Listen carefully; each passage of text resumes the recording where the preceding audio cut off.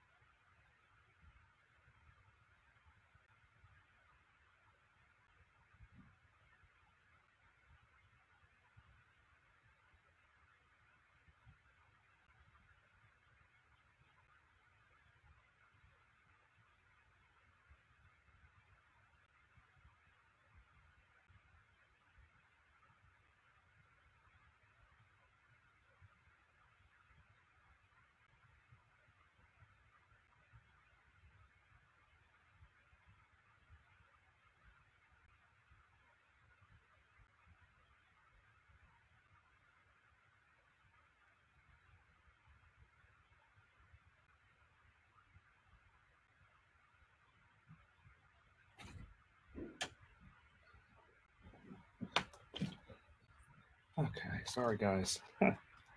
Okay, got the guest. Wendy, she's a gold medalist. Philip should be here in a little bit. Philip Bryant. Just getting started. Oh. Okay, let's try. So yeah. Okay.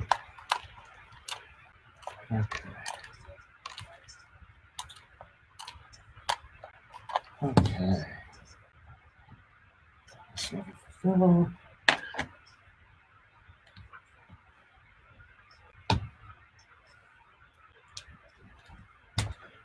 Okay.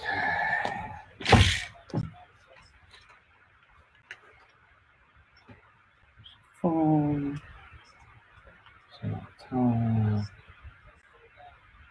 Oh, guys, you gotta check this stuff out.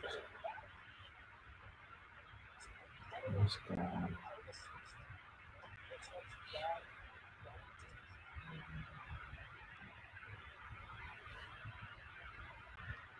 Okay. Itchy beard. Oh.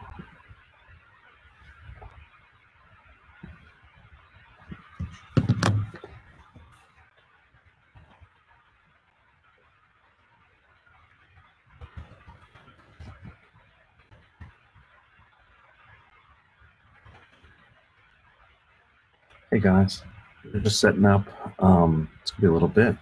I got some real wild stuff. Talk to you guys a bit about Sylvia Garcia. The news isn't talking about this very much. My final thought is that this situation between me and Sylvia. This situation between me and Sylvia Garcia, this was not an isolated incident like the Brett Kavanaugh, Christine Blasey Ford situation. Mine was in the workplace and outside the workplace. She just continued, any little opportunity she had, and this was a pattern of events. It was a series of events, and they're all documented. And again, my grievance is still open. Wild.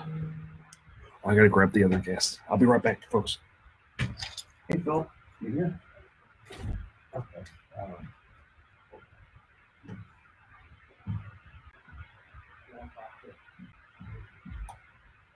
Have a seat right there, Wendy. I'm gonna go grab Phil. I'll be right back. Okay, right here. We're live on right there. There is social media going on. It's all free. Okay. Okay.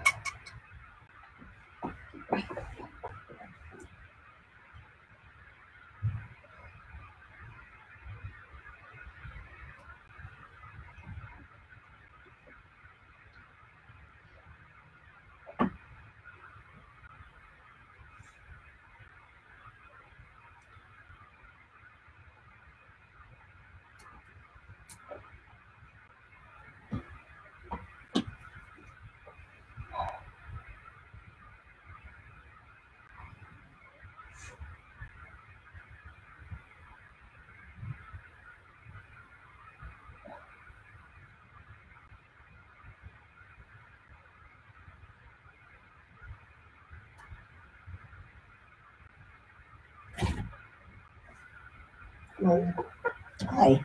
How you doing? Wendy. Philip, Nice to meet you. Taking over Eric's spot. Okay. This is the Philip Paul Bryant show now. Hey. What's up, Chris, brother? Jim? Yeah. So do you know what we're doing? I don't Because know. I don't. Yeah, I think we're talking about your book, right? Nope, it's diving. Springboard and platform diving. Gotcha. Is that what your book is about? It's not. I don't have a book. Okay. It's I coach Gotcha. at Texas A&M University, Cool. and I coach a junior team 18 and under, and then I help with the college teams. I was just keeping your seat warm. Cool. Tell everybody hi. It's on Twitch and Twitter and Periscope and every social media little thing you could think of. We're live there. Oh, even Tony Busby joined us, who announced he's running for mayor. Is that the next mayor? It very potentially is the next mayor. That's a good stuff to talk about. I actually am a big fan of Busby. Big fan of Busby. He's got the right personality to do You it. think you can give me an invitation to the Christmas party this year? Oh man, have you heard anything about Busby's Christmas parties? No. He had Snoop Certainly Dogg. He Oh, had no Snoop way. Dogg at his. Fantastic. He had Snoop. Oh my He had gosh. Snoop Dogg at his. Fantastic. Oh, he's great. Wild. Oh man. Is he coming back? No, it's not this time. No Snoop Dogg this time. But it was a really good Christmas party. Really good Christmas party. Oh man. I'm glad I joined in. We can talk about that. It's a good thing to talk about.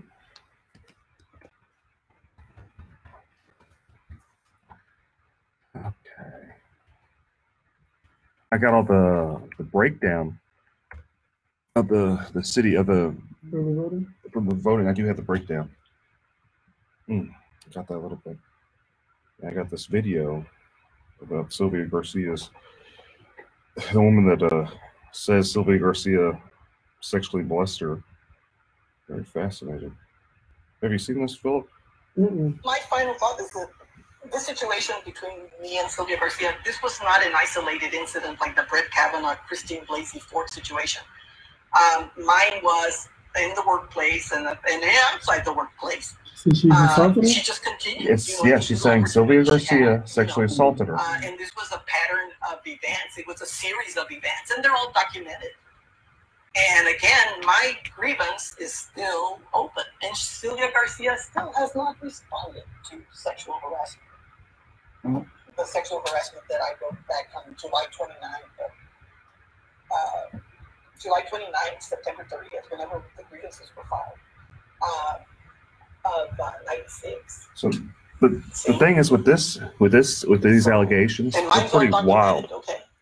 So, We'll go more into it on the show. They're very wild.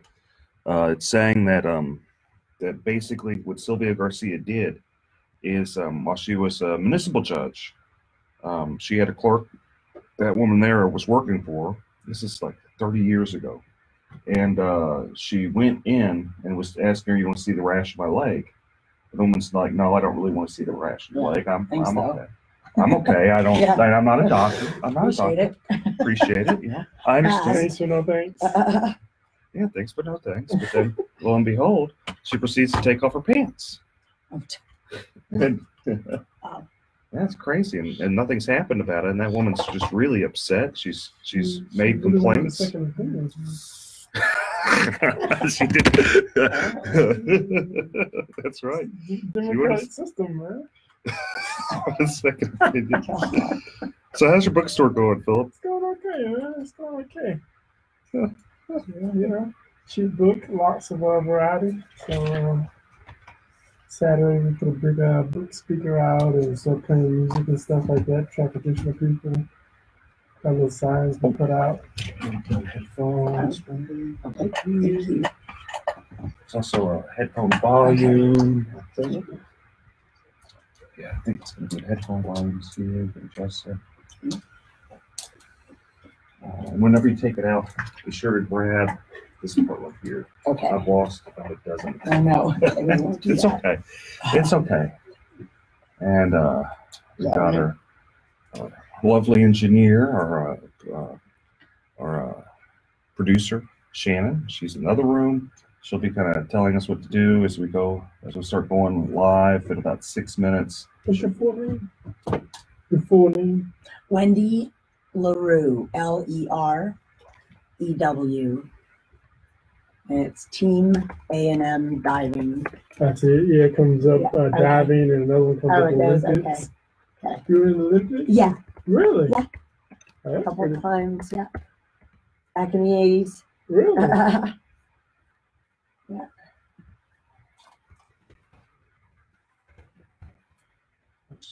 Awesome. I really do appreciate you joining us, Wendy. Oh no, this is a great opportunity. I'd love to talk about my program a little bit. I'm trying to build it. Like I've been doing it for a while, but we have a little gap as far as how many kids. I've had a couple of kids in Olympic trials last year. Excuse me. Mr. J. LaRue, that your husband? Yes, yeah, he's the head Texas A&M coach. Wow. That's awesome. Yeah, he was a The Texans- two-time Olympic coach. And the Texans are they're doing something. We might go somewhere. Huh? Yeah, at Texas A&M. You mean? Oh, well. Yeah, he's Yeah. A&M. Oh, he's A&M? Yeah, diving coach as well. Oh, cool. Yeah, not football. I coach the football. No, just kidding. I got y'all confused. Yeah, that's okay. Yeah, so we coach. I coach for the U.S. national team as well, junior national team, and he was like a two-time coach, and he wasn't my coach, but so I was been running a program there for about 8 years at Texas A&M, and it's 18 members, so junior kids. We call that junior diving, and they're the ones that are getting ready for the Olympic trials and getting ready for college scholarships, that sort of thing. So kind of how we do this is there's going to be 4 segments. The first segment, I'm going to kind of talk a little bit and bring Philip in, and we might bring you in we're going to go over different topics of like general stuff that goes on. About the third segment is going to be when we're going to focus on you Okay. and all the stuff that you've done, and then we're going to kind of tie it in with the last segment, kind of tie in what you've done, kind of summarize over all we've done. while we talk Okay. about it. Super. Just kind of, so we'll start. I'll just keep my mouth shut till No. I'm spoken to. Yeah. That's you can feel free to chime in.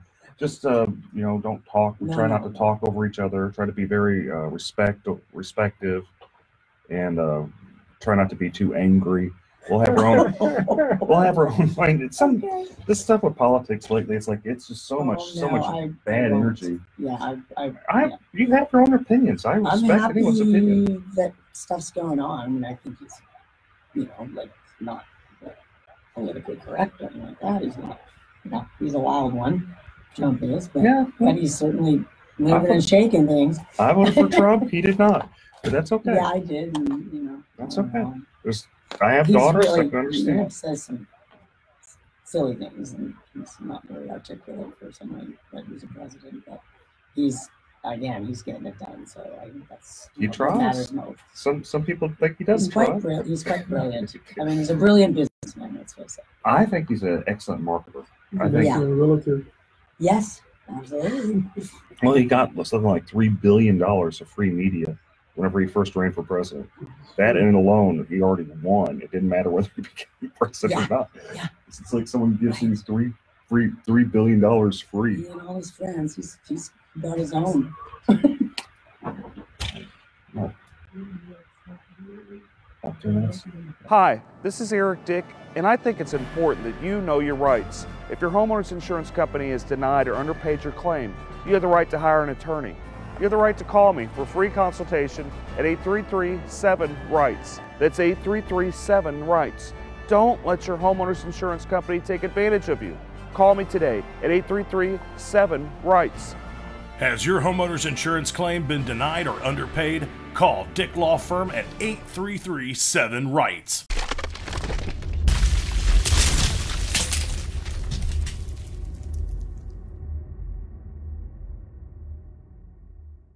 Feeding rocks. It should not be a crime to feed the homeless. Feeding rocks. A good Samaritan shouldn't be punished for acts of kindness. Feeding rocks. Because it's more of a crime to turn your back on a starving person. Feeding rocks. You shouldn't go to jail for sharing food. Feeding rocks. You can't in good conscience let a hungry person starve. Feeding rocks. Help us legalize charity. Go online and sign the petition. www.feeding.rocks. Feeding rocks.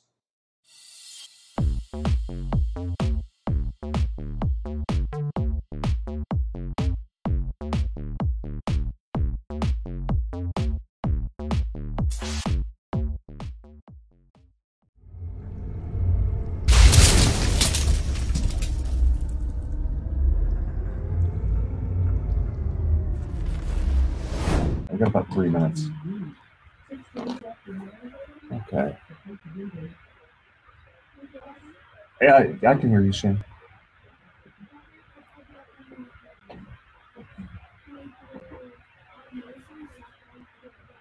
Okay.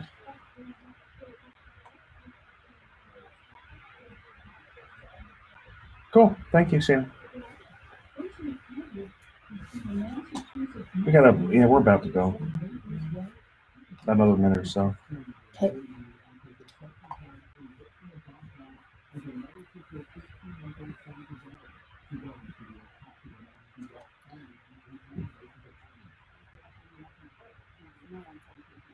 Okay.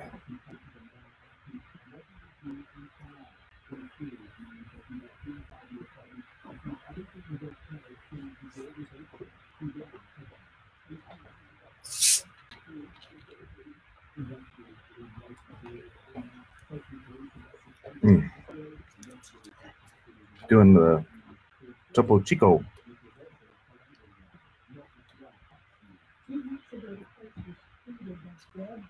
Okay.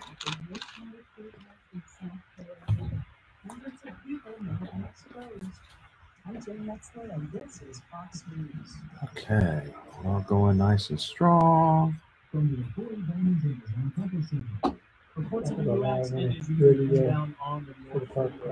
going to talk Olympics, U.S. Olympics. That's pretty cool. We got our Olympic champion here. Yeah, Wendy. We're on the Eric Dick Show. This is King PRC 948. I think this is up to 740. 740, 950.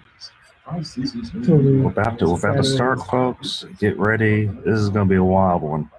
We got a lot of juicy stuff to talk about. We really do. Oh man, yikes! It's going to be a fiery hour, folks. So get ready. They're about to start. Just in a minute or so. I appreciate your comments. Oh yeah, we do have calls. Uh-oh.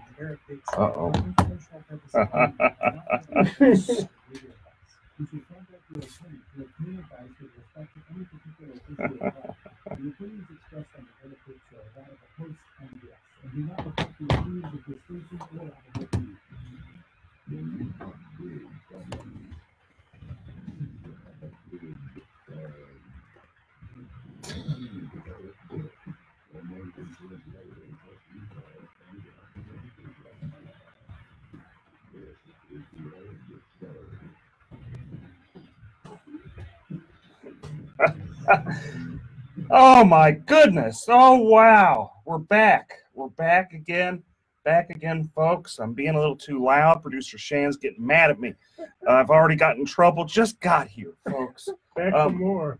Back for more. Philip Paul Bryant is riding shotgun with me, and our special guest, we have an Olympic champion, Wendy, was it LeBron? LaRue. I'm horrible. LeBron. Come on, this isn't the Lakers. I know. Cleveland or Miami. I can keep going, right? Well, the Rockets have been doing so bad. Didn't they finally win one? Yeah. Finally won one. Oh my goodness, they've been doing so bad. Okay. They're trying to convince Milwaukee that we deserve a new player. Who's that other player they're trying to get? I haven't been paying attention to that. I've been crying when I'm sitting at the seats watching them play. That's what I've been doing, is crying whenever I see Harden was out 2 games and CP3 was out 2 games. The only game we won before last night was with the Lakers, when it was just a downright brawl. It looked more like it was hockey than it was the Rockets and basketball. But okay, so let's go into it. Hurricane Michael caused $2 billion of damage. That's what the reports are saying from the Wow. So it's going to take a while for people in Florida to really recover from that. And when dealing with insurance companies, it's often difficult, and I'm sure a lot of them are finding out. We had in Houston a storm during Halloween. But it wasn't anywhere near as bad as the poor people in Florida and with Michael. But I'm sure a lot of people in we're getting a lot of pockets of flooding too. I know some people there in the Astrodome that kind of got stuck, and people, I don't know. Every time it floods, people still try to drive through the water. I don't know why. It's like Halloween was pretty active in my neighborhood, though, I have to say. Right. The kids got out there in the rain and the tornadoes. The kids don't care anything about any rain. They're not gonna let that stop them. But it seems, though, every time that there's a holiday in Houston, we get a flood. Like we had the Tax Day flood, Memorial Day flood. 16, yeah. I mean, we've been flooded for for the last 5 years. Every year we get a flood, with the pinnacle being Hurricane Harvey. Yes. So my question is, we got Tony Busby, who's a multi-millionaire attorney that has some of the best Christmas parties out there, folks. I'm just telling you, the best Christmas parties that ever Let's see if were. I get on the list this year, man. That'd be.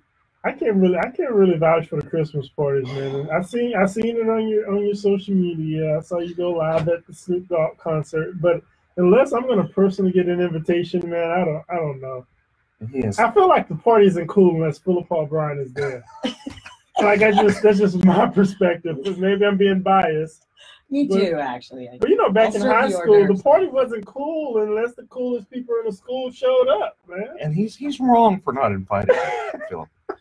But my question is, I went on a tangent about his Christmas parties. They really are all that in a bag of chips. But he decided he's going to run for mayor. He decided, and he called it way, way early. Like, you don't even have the current elections happen yet. Yeah. Is this just some rich guy being crazy? Is this like a serious campaign? What do you think, Philip? It seemed pretty sincere. I watched the Isaiah Factor. I watched the Isaiah Factor interview, and Isaiah asked him the exact same question: "Are you serious about this?" And his response seemed pretty sincere. I mean, the rest of the interview was pretty casual, pretty funny, pretty jokingly. But when they specifically asked him, was he going to actually run for mayor? Should people take him serious? I heard a change of tune in his response. So that tells me the guy's giving some pretty serious thought. Is he an improvement from Turner, or is he good, bad, ugly? What do we think? Well, from the perspective of just analyzing him, you're able to kind of get a track record based on Turner. You know, he's had 4 years as mayor, or 3 years as mayor as of now, 26 years as a state representative. So we can actually give him a proper report card. Whether you give him a or a D or F, you have the ability to do that based on the actual track record. So with Tony Busby, you don't necessarily have that track record. It's just kind of based on what his view is, what his vision is for the city. And so it's almost an unfair comparison as far as giving them both a report card, because one is just based on ideas, and the other you can actually say, nah, you didn't deliver on this, you didn't fix the potholes, you didn't lower the taxes, you got in a huge fight with the firefighters. I just had to throw that in there. Well, we can go into the firefighters. I had to throw that in there. Right, but to answer your question, I don't necessarily. It's hard to say if it would be an improvement, because it's not necessarily a track record to run on. Running the business is different from running the municipal and the government entity. Well, but he makes a pitch that, look, I don't need the job. I'm not going to take the money. I'm doing this to make Houston like the top of the city that it could be. I go to all these other places. They talk about how much they love London, how much they love New York, but they don't say such fondness with Houston. And I've had enough. I'm going to change that. That's kind of that, and it's early, and maybe it's eccentric for him to say something like that. Who knows? But I mean, is there something to be said about that? I don't know. I mean, if he's willing to give me the $235,000 a year that he's apparently going to have some sort of voter lottery, I probably have a different perspective. I'd probably be a little bit more optimistic if I had a $235,000 in the bank account. But Let's say. Have you been okay? Have you been paying attention to this any, Wendy? You know what? On the national level, I have. Well, we'll get back to the national level. There's a whole lot of great stuff in store for you folks. She's got to tell us how we can participate in the Olympics. Oh, we're gonna get to Wendy. Trust me. We'll be back. Working out, man. These muscles aren't just for show. I know, Philip. A little bit for show. We'll be back, folks. We'll be back in show. A few. The gun show. They should switch the name. I like that. The gun show. There, Dick.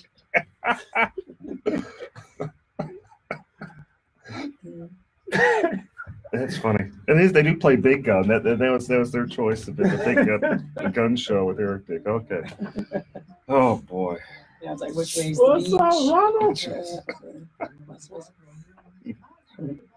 Brother, you still fixing messing up people's Apple computers?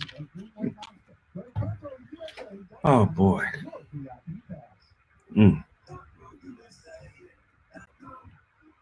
Yeah, I don't know about his response on the. What he's going to do with the $235,000 salary. He wasn't going to take a salary. That's kind of wild. You say you're a going to lottery. to a charity. Right. He's going to have a lottery. Give it to some random person. Right. Give it to the voters. That's wild. Have the lottery drawing. Everyone who voted for me gets to participate in the lottery drawing. Wait, is he still listening in over there? I don't want to mess up my chances to get to the Christmas party. That was pretty awesome, man. come in there with my little Tupperware, man. Like, it was really good. take Christmas mine to party. go. I don't really. Really? Yeah. I'm a connoisseur of Christmas parties. It was by far the best one I've ever gone to. Fantastic. Christmas What party was the- connoisseur. Yeah, That's. I was the surprised. pro? You I was- the I was Kubash surprised. have really good Christmas parties. Kubash do have But excellent they're Christmas really parties. because the food goes. But they have the free bar that's all night. Oh, that's yeah. Oh, yeah. I love that. I'm not going unless they have that. You're right. It's not a party unless the booze is free. Oh, they got it good. You need something really to celebrate. So you want to go into Prop B? Firefighters? Yeah, you want to go to Prop B? Yeah, let's talk about that. We can go to Prop B. I can go into the breakdown of what the local Republican Party says the votes are, and then we can kind of. I got a couple other things to talk about. We're going to talk about What do you got? Obama, man, coming back on tour. The Right. Obama tour. Dadgummit, producer Shannon making me actually. I'm sitting here just playing around, and she's making me go back to work. Got to go back to work. Got to go back to work. Dadgummit. Okay, folks, we're back.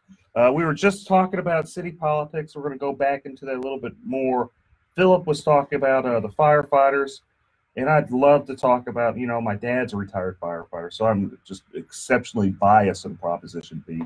But let's talk about Proposition B. Philip, what do you think? I'm really concerned, and I try my best. I honestly do try my best not to say anything negative about our current mayor because he has a hard job. He signed up for it, but he does still have a hard job balancing the city and local issues. But when you pin in the firefighters against the police department, that just seems you can't do that. You can't have people battling whether or not who's more important, who does a harder job, police or firefighters. Should they make the same amount of money? Is Houston firefighters paid lower proportionally than other counties around the state?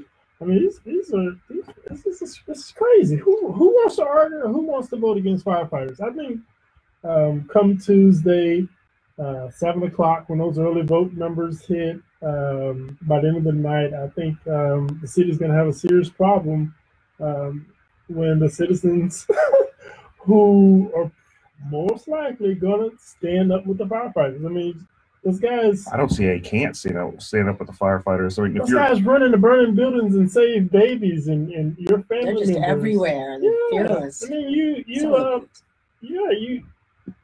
lose a cat in the tree. I mean, they're showing up. Yeah. So what I say is, if I'm They're not checking you out for ID. They're not asking if you got warrants. They just come to help. Other than Right. if you want to compare them to police officers, I mean, this is crazy conversation to even have to have.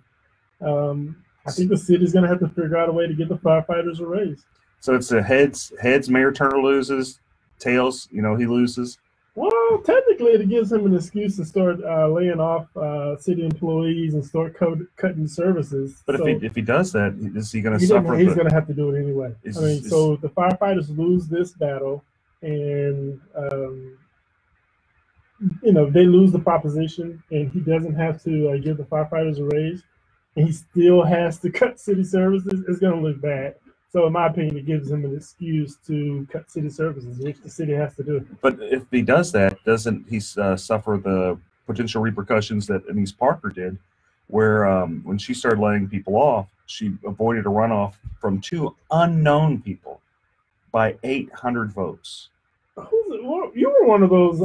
I was not one of the unknown people at that time. That was I know what you're talking about. You talking Fernando Herrera and Jack O'Connor. Both of them ran. Still two unknown people. They spent a total of maybe 80,000 total, I got you. maybe 40,000 each, and they came striking distance Right. from. Someone like 53.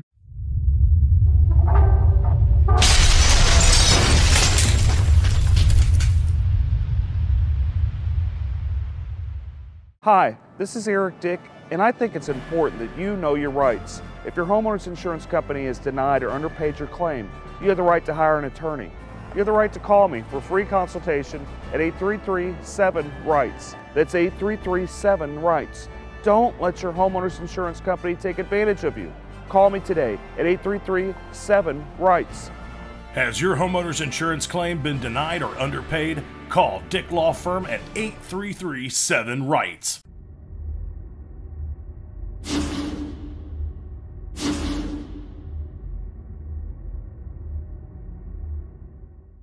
Feeding rocks. It should not be a crime to feed the homeless. Feeding rocks. A good Samaritan shouldn't be punished for acts of kindness. Feeding rocks. Because it's more of a crime to turn your back on a starving person. Feeding rocks. You shouldn't go to jail for sharing food. Feeding rocks. You can't in good conscience let a hungry person starve. Feeding rocks. Help us legalize charity. Go online and sign the petition. www.feeding.rocks. Feeding rocks.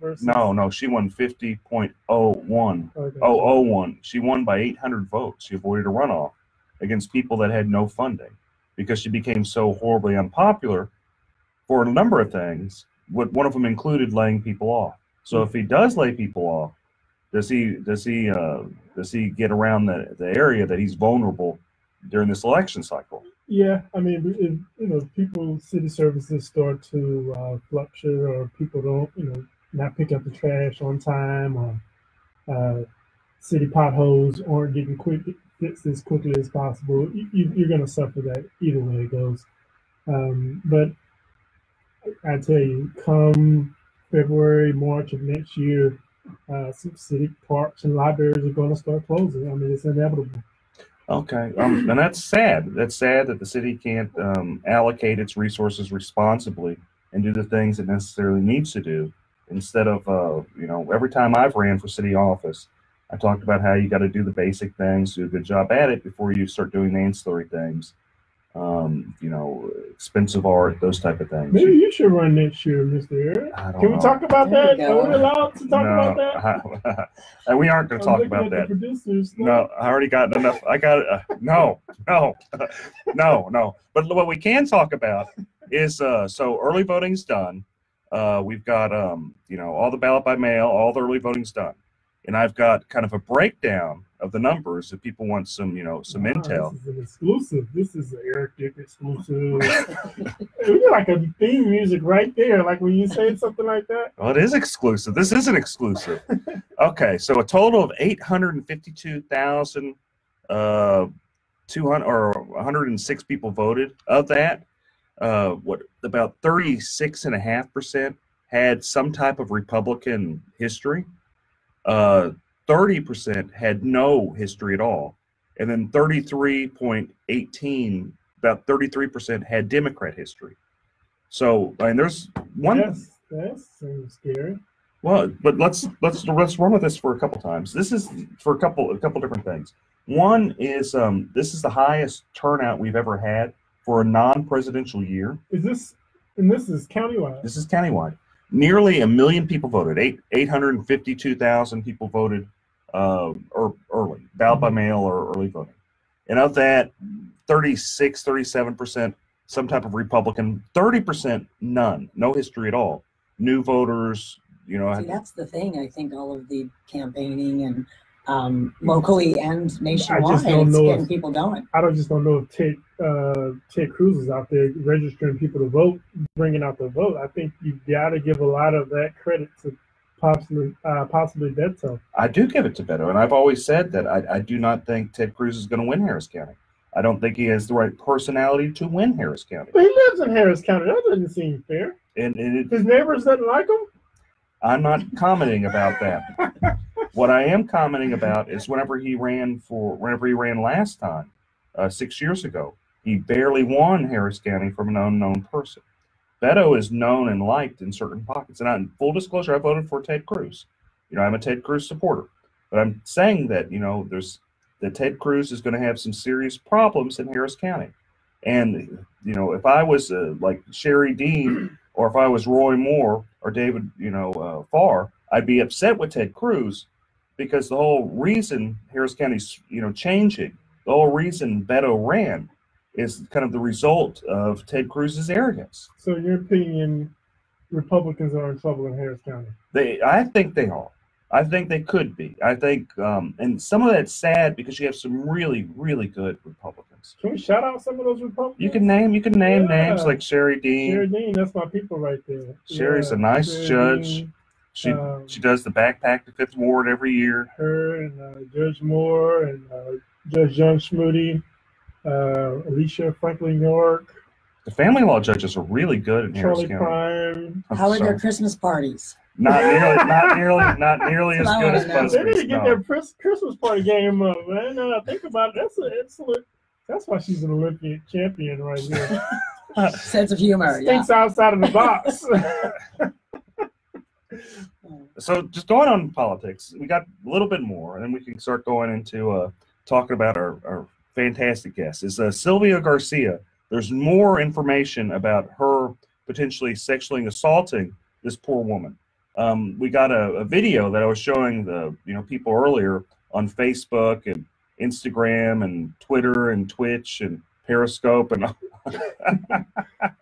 I was showing them this video. It doesn't seem as bad, and I'm going to get some backlash on this, but it just doesn't seem as bad when I guess the lady had a medical condition, and she just wanted a second opinion about it. So backstory is Sylvia Garcia is a municipal judge, and one of the instances, the victim says it happened a lot of times. One of the instances is Sylvia saying she has a rash. She wants the victim to look at the rash in her leg, and the woman says, "No, I'm not a doctor. I'm okay. I'm all this stuff." Sylvia continues to take down her pants, show her the rash, and just kind of rub on her. You have to say allegedly. You're the attorney, Eric. You have to say allegedly. Well, they've also changed with the anti-SLAPP law, and there's not such a tort reform has made defamation almost impossible to sue under. So and she seems pretty sincere. So what she says, I guess it is allegedly. I guess not very allegedly, but I wonder, was the rash allegedly? Was it an alleged rash as well as an alleged pants removal? But my questions are innocent until proven guilty. Yeah, I guess innocent until this woman seems like she really believes it. So, is it okay? Is it okay that there's no investigation, nothing? This is someone that's what women do, though. They go together in the restroom. They take restroom breaks together. I thought that was a woman thing. I don't know. We're not terribly I shy. wouldn't show any rashes to. Well, strangers maybe not. Is it something common? I'm not a woman. I do have 2 daughters. I'm married to a woman. I have 2 sisters. But Wendy, is it something common that women do? I got a rash. You want to see it? No, I don't want to see it. Well, if you're good friends and you're at a restaurant or something, and then you're off to the ladies' room together, that's sometimes, I guess, how it would go. But again, you'd have to be pretty good acquaintances, I would think. Not in a business environment, like it's a judge too. A secretary. Hey, check out my rash. No, not appropriate. Maybe we should look at the bylaws of the company. Maybe that's a requirement that they give second opinions on rashes and strange. Well, it's the city of Houston. It could be. It's the city of Houston. Stranger things. It is the city of Houston. I wouldn't be surprised. I would not be surprised at all. It's the city of Houston. Okay, so another thing that's going on is there's Erin Swanson. She's been running for a judge. She ousted an incumbent on the Republican side. Oh my goodness! A horrible, biased, corrupt judge, Teresa Chang, who was there maybe 10 years, and she's very experienced. She spent a large amount of money trying to fend off Erin Swanson, who did actually beat her in the primary. This is a gal. She's young. She's 32. She about 5 years of experience, just barely able to run. But there's still some resentment from the corrupt judge, and she's managed to prevent Swanson from getting some of the traditionally Republican endorsements. Now, I find what's interesting is, it's more the business community. Why did they refuse to endorse, Aaron Swanson, who's young, who's 32, compared to some of the other people? And I'm wondering, is this sexism? Is this just straight up these business communities? And if she was a man, would they endorse her? Because they endorsed other people that were very young. Jay Carahan, his opponent, who won, they endorsed him, and he's a young guy. He's a great guy. I'm not dissing him. Dan Simon. So Dan Simon was endorsed by some of these organizations, but not Aaron Swanson. So my question is, if Aaron Swanson was a man, would these organizations endorse her? What do you think? I think you have to say alleged corrupt judge. Okay, alleged corrupt judge. Yeah, I'm gonna take your legal advice. I'm sorry, alleged corrupt judge. Yes. That sounds better anyway too. It just gives a longer name. But I don't know. I definitely think that. So did those organizations do a no endorsement? No, they endorsed a Democrat. And what's wild is Harris County Republican Party is touting these organizations, and they're saying these are good Republican organizations, which not really. They're endorsing Democrats. I don't see, and there's some serious problems with the local party. Can we call some of these organizations out, or is that? Oh, you can call them out all day long. I mean, people have a right to know. Sure, like Texans for Lawsuit Reform, but they're a big business corrupt organization. C Club, that big group. C Club.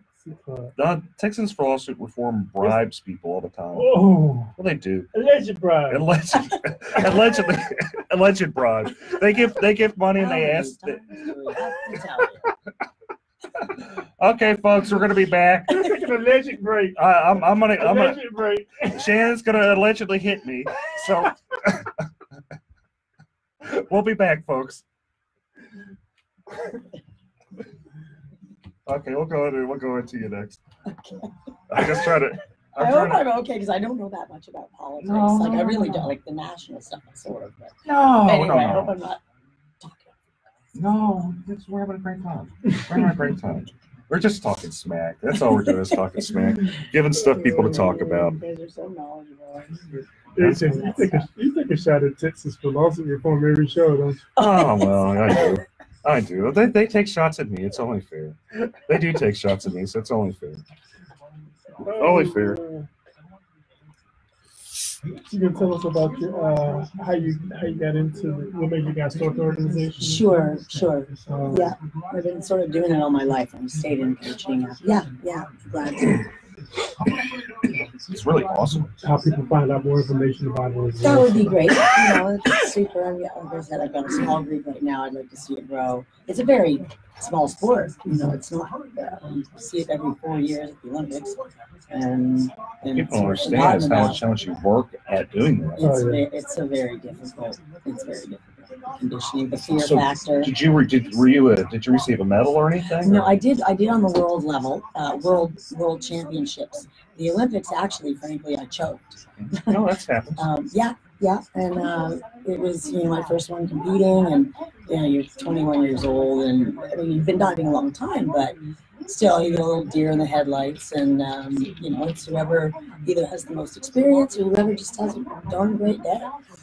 You compete against those world people, that field, for at least 4 years on the international circuit. You tour Europe, world championships, Pan Am Games, things like that.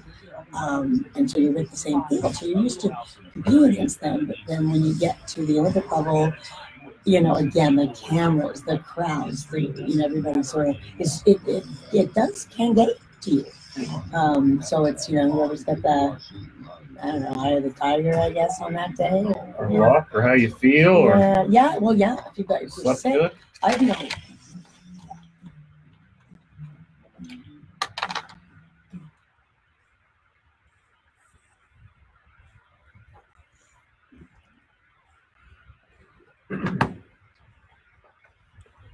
All right, we're at the third segment, the the final lap around for the Eric Dick Show. We've got a great guest, Wendy. She is just a great athlete. She is a world, was it a world champion? You were in the Olympics. Right. Yeah. World Championships, World Phoenix Cup, similar to the Olympic Games, but again, not the huge publicity that the Olympics get every 4 years. So, Wendy, tell me about being in the Olympics, because that just seems just so wild. It really is quite an experience. You stay in a village. You usually get there about 2 weeks before the actual games start. The opening ceremonies is just crazy. I mean, I'm sure you've seen it on TV these days, what the production that they go into, and all the athletes go in and we watch the whole thing, and the closing ceremonies as well. So it's very, you stay in a village with all the other athletes. The best thing about it is I think that you've got all of the sports there. Everybody is sort of at their peak condition and mentally, physically within their sport, and you've got that in common.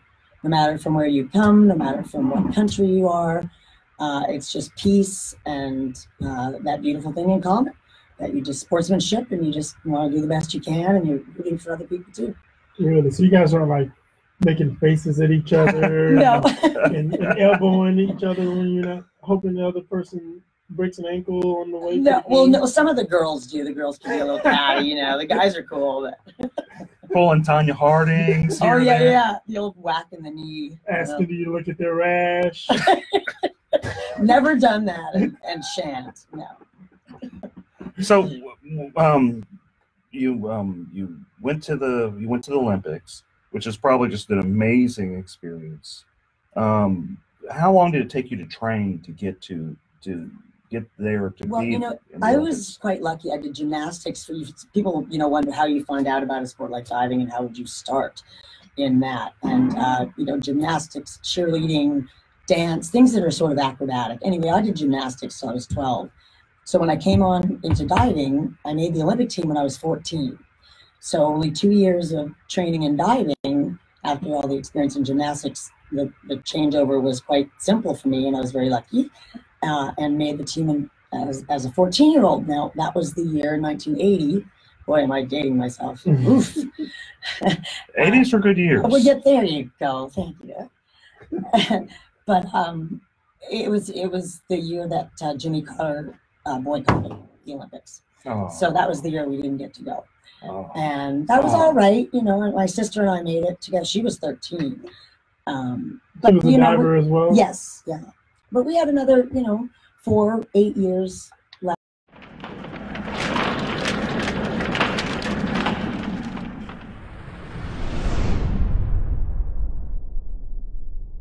Hi, this is Eric Dick, and I think it's important that you know your rights. If your homeowner's insurance company has denied or underpaid your claim, you have the right to hire an attorney. You have the right to call me for free consultation at 833-7-RIGHTS. That's 833-7-RIGHTS. Don't let your homeowner's insurance company take advantage of you. Call me today at 833-7-RIGHTS. Has your homeowner's insurance claim been denied or underpaid? Call Dick Law Firm at 833-7-RIGHTS.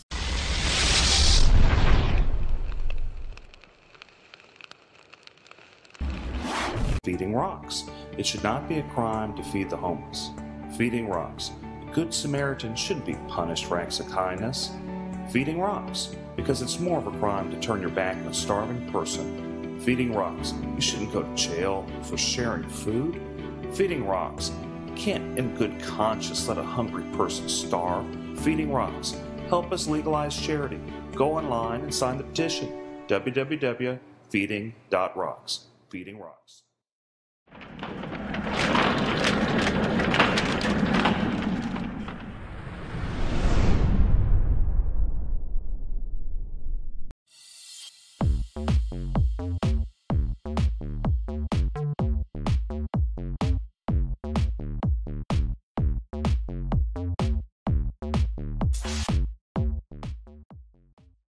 In us to make another team. It was very difficult for a lot of the people I know and the older ones that it was their one and only Olympics.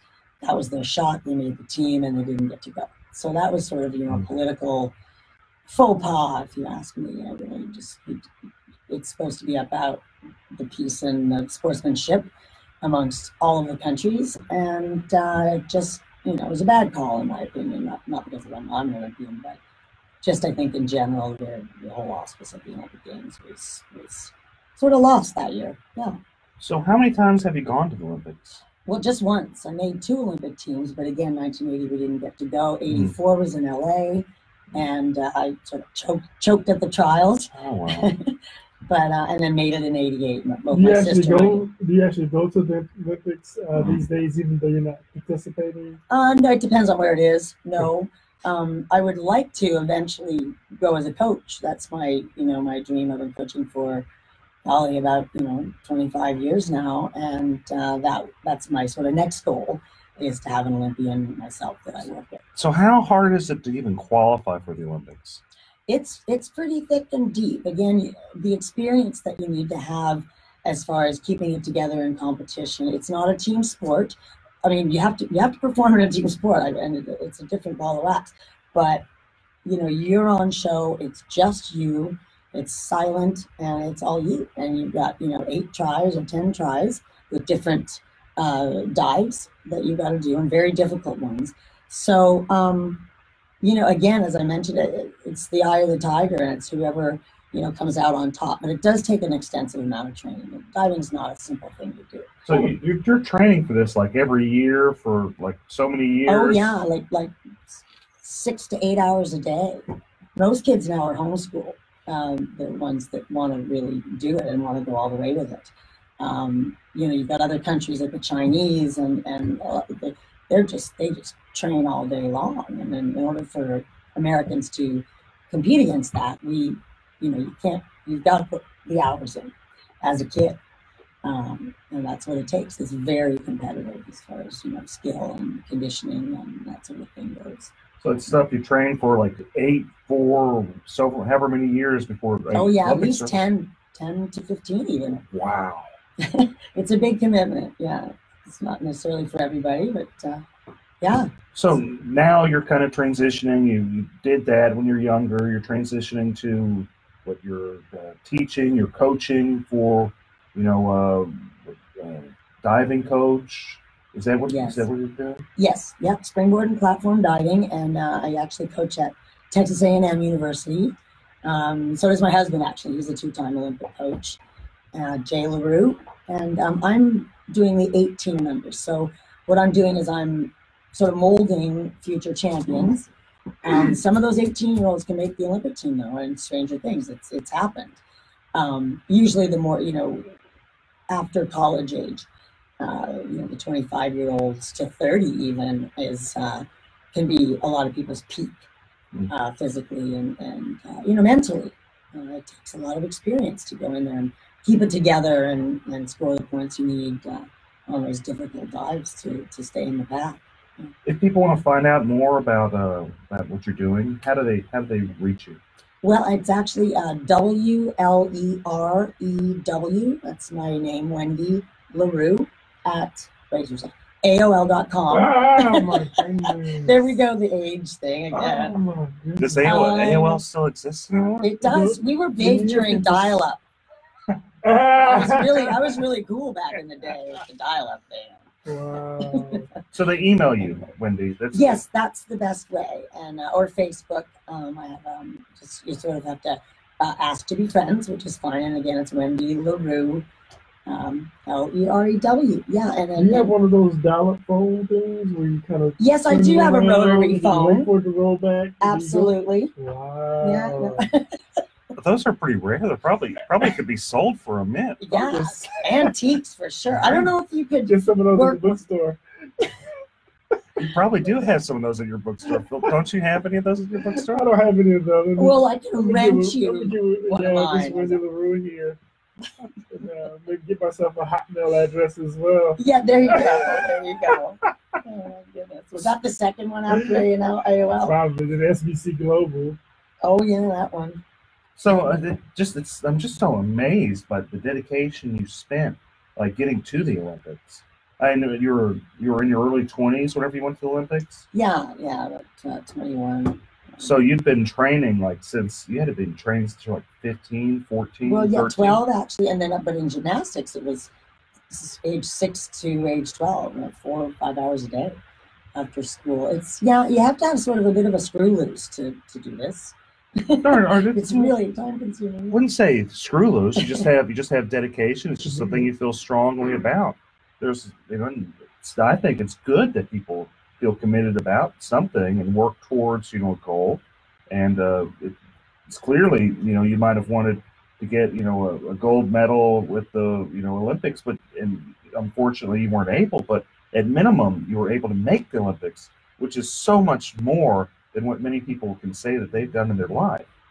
So, and it's just so amazing that you actually got to have that experience, Well, thank you, Eric. It was an experience. The whole ride, the great friends I've made and in the coaching ranks, a lot of them have gone into coaching after their experience as divers. And we see each other on the world deck all the time. We see each other at the pool, coaching for different countries. What's the deepest water you ever dived in? Well, what you do is the tallest platform that we go off of and do multiple somersaults is 33 feet. So that's 3 stories. And you're required to have 17 feet of water to do that because you hit at 30 miles an hour. You hit the water head first. So you take a lot of impact in your upper body. That's probably why I can't turn my head anymore. Vertebrae are all fused together.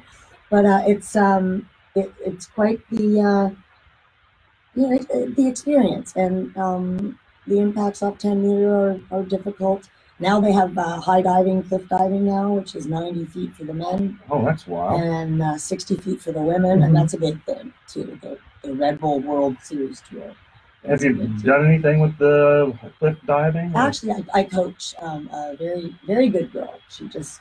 She actually holds the record. She's brand new. She went to Texas A&M University, and her name's Jessie McCauley, and she's on her way to compete in the World High Diving Championships actually next week. Well, that's exciting. Yeah, and she's good, and she holds the world record for the highest scoring dive, the most difficult dive for a woman, and the highest scoring one. She had straight 9s from the judges, and so proud to say that I've sort of broken in the high diving ranks, and hopefully that'll be in the Olympics someday soon. How young do you go as far as coaching? How young as a coach? Well, while you're a diver, a lot of times you start coaching. How young will you go? 12-year-old, a teen? Oh, excuse me. We start them at 6. Wow. And go to at least 18 to 25. Yep. Well, that's great, Wendy. We're going to take a quick break, and we're going to be back for the final segment. Thanks, guys. Thank you. Thank you very much. That's fascinating. Hey, is it true what they say with the water? Like, it's almost like diving into concrete unless you do it right. That's real. Yes, you hit at 30 miles an hour, and if you're not going straight in, you're going like that. You get impacted. You get smacked around. Like honestly, my back and neck hurt. Springboard divers do okay. They're 10 feet off the water. It's not that serious, but the higher the 3 stories up. So you really doing this little arrow thing? You really breaking that water? Yeah, you're doing it. Hey guys, feel free to call in 713-212-5950. 713-212-5950. We're going to be taking calls. And try to go in no splash. And there's a fear factor involved. It's not for everybody to go up there. Yeah. I wouldn't even go up to the 30 feet. Oh yeah, you would need to stop by.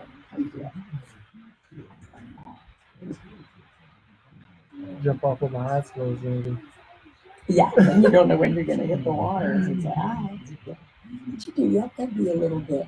I mean, I don't mean you're schools to try to train to be an athlete, but diving is just sort of, you got to be a little eccentric, I think, to hurl your body off that height and pray for your land.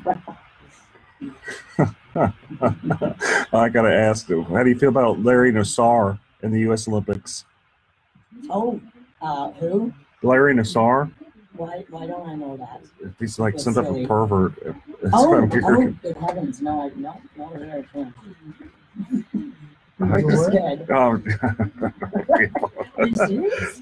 He's just. Oh, That's oh. one Oh, of is the that comments. what This they is the call comment. it? No, it's just the comment. Oh, It's a comment on the see. social media. Oh.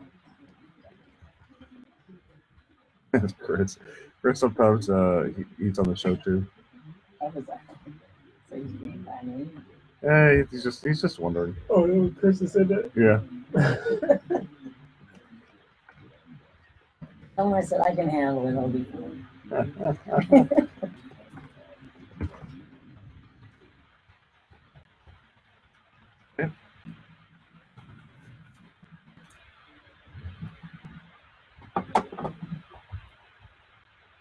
All right. Yep. We're back. We're back for the final segment of the show. We had a great show, great guest, Philip. You got anything going on with your bookstore? Oh yeah, actually, bookstore's doing really well. We've got some huge sales going on. So we just sell $2 kids books, $2 and under kids books. So we've got like 6,000 or 7,000 kids books that we just trying to almost give away. And then we got like nonfiction, fiction books, $4 and under. We got like almost 20,000 books that we're just doing for $20 and under, just to it's not about necessarily trying to make a bunch of money. We're really just trying to get people back into reading, traditional reading, just grabbing a book. I know audiobooks are pretty popular. People like Kindle and stuff like that. But even having your kids watch you read and read them stories as well. I agree. It's brain exercise, and it's such a shame that it seems to be that books are becoming a lost, and it's so fast. How it's progressed to where there's online computers. Yeah. But where's your store at, Phil? We're at 3314 Lyons Avenue, so we're about a mile and a half on the outskirts of downtown or in the Picklewood area. And this is just like a cool little place where hang out. Got a couple couches in there. Hopefully you don't just read the book and then put it back and they're too cheap, and you might as well just take it. $2 a book. $2 a book for kids' book, $4 for regular books. Great for Christmas, goodness. Right. Yeah. Huge, got a huge religious section in there. We've got some legal books in it. I know. I'm just going to see me sneaking around. That's where I get my books at. Is Phil Paul Bookstore. And they have the definition of allegedly. Right. I need to get flags. Allegedly $2 kids books. I need to allegedly get a Black's Law Dictionary. Philip's going to highlight allegedly real big for you. You want to say this? You don't want to say it? You say alleged. Right. Yeah. Man, but what's more interesting is that you guys should make sure you guys are following Eric Dick on the Facebook. You'll see me on there. I'm all over his page. But make sure you follow Eric Dick on Facebook. But on my page yesterday, I don't know, Eric, if you checked it out or not, but I put 2 different Obama speeches on there. He was in Florida campaigning for Andrew Gillum, and then he was in what was the other state? Okay, Alabama. I'm not sure. I watched the Florida one though. Yeah. So if you need me to, I can tag those to your page. That's all right. That's all right. You're gonna go at it. Tag those to your page, man. I'm cool. I appreciate it, but I'm cool. I'm good. You may lose a couple of followers, but and then maybe a couple brain cells too. Too late. Alleged brain cells. So what do you think of the, if we're going to talk politics, since that seems like what you want to do, what do you think of the Beto versus Ted Cruz? Let's go on that. Man, I like Ted Cruz. I met him several times. Beto seems to be pretty sincere. I actually had some serious concerns about the DWI and the fleeing. Once I did get past that, just kind of just looking at the issues, just as a conservative Democrat, I'm a registered Democrat, precinct chair. If the Democratic Harris County Democratic Party's listening, I did say that I'm a Democrat. You also said you were watching Obama, so I think they got that figured out. They call me in the meetings every so often when I endorse people like Sherry Dean Roy Moore, they have a sit down with me at least once a year. And yell at you. What are you doing? Yeah, have to read the oath again. But, Allegedly. the alleged oath. But you know, but the cool thing about someone like a Ted Cruz, you don't have to worry about restroom issues, LGBT stuff creeping up into to the schools and to the public life. And so that is one thing. That is one thing that you kind of do have some assurances about. You know, taxes. You know, you got to pay taxes. You know, they're going to build roads. You know, they're going to have to fund the schools and stuff like that. So taxes isn't that big a deal. I'm a tax guy, so I know how to get around it if they try to tax me too much. But with Beto, even though he does have some good ideas, I do think teachers should be paid a fair amount. You know, I think it's just what's more important to the individual voter. I think there's a lot of excitement out. You know, every year they say this is the most important election of your lifetime, and every year we go for it. But we'll see what happens. We'll see if the actual voters show up, not just in Harris County. Texas is a lot bigger than Harris County. It is very. Hi, this is Eric Dick, and I think it's important that you know your rights. If your homeowner's insurance company has denied or underpaid your claim, you have the right to hire an attorney. You have the right to call me for free consultation at 833-7-RIGHTS. That's 833-7-RIGHTS. Don't let your homeowner's insurance company take advantage of you. Call me today at 833-7-RIGHTS. Has your homeowner's insurance claim been denied or underpaid? Call Dick Law Firm at 833-7-RIGHTS. Feeding rocks. It should not be a crime to feed the homeless. Feeding rocks. A good Samaritan shouldn't be punished for acts of kindness. Feeding rocks. Because it's more of a crime to turn your back on a starving person. Feeding rocks. You shouldn't go to jail for sharing food. Feeding rocks. You can't in good conscience let a hungry person starve. Feeding rocks. Help us legalize charity. Go online and sign the petition. www.feeding.rocks. Feeding rocks.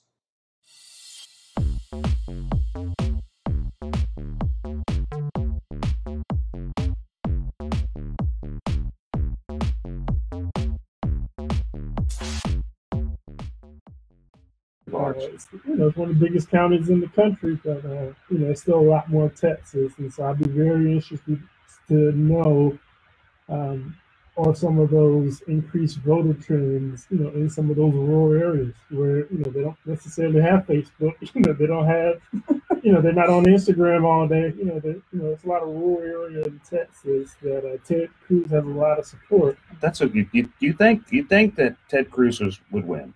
And I'm actually a Republican, elected trustee for Harris County Department of Education. I'm going to take the fifth on what I am. I don't blame you. I don't blame you. Even here. But just, you know, my response only is that, I think Ted Cruz shouldn't lose. But if he does, then, you know, why did he lose would be the question. And my fear is just that he has not been as personable as he should have been. And I think another race to watch is Ken Paxton's race. That's another race where I don't know why.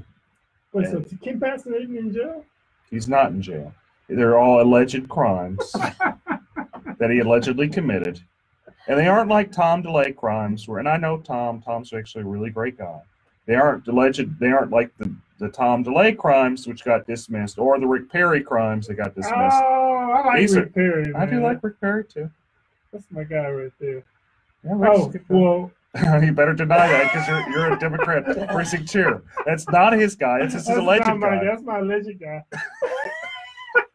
I like everybody. But okay, so and you don't FCC violations. That's what it was, right? FCC. FCC. It was him.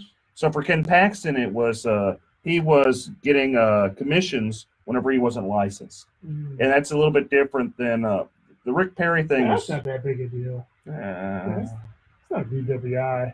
But it's kind of worse. Sort of a big deal. No. I don't know. But so is it?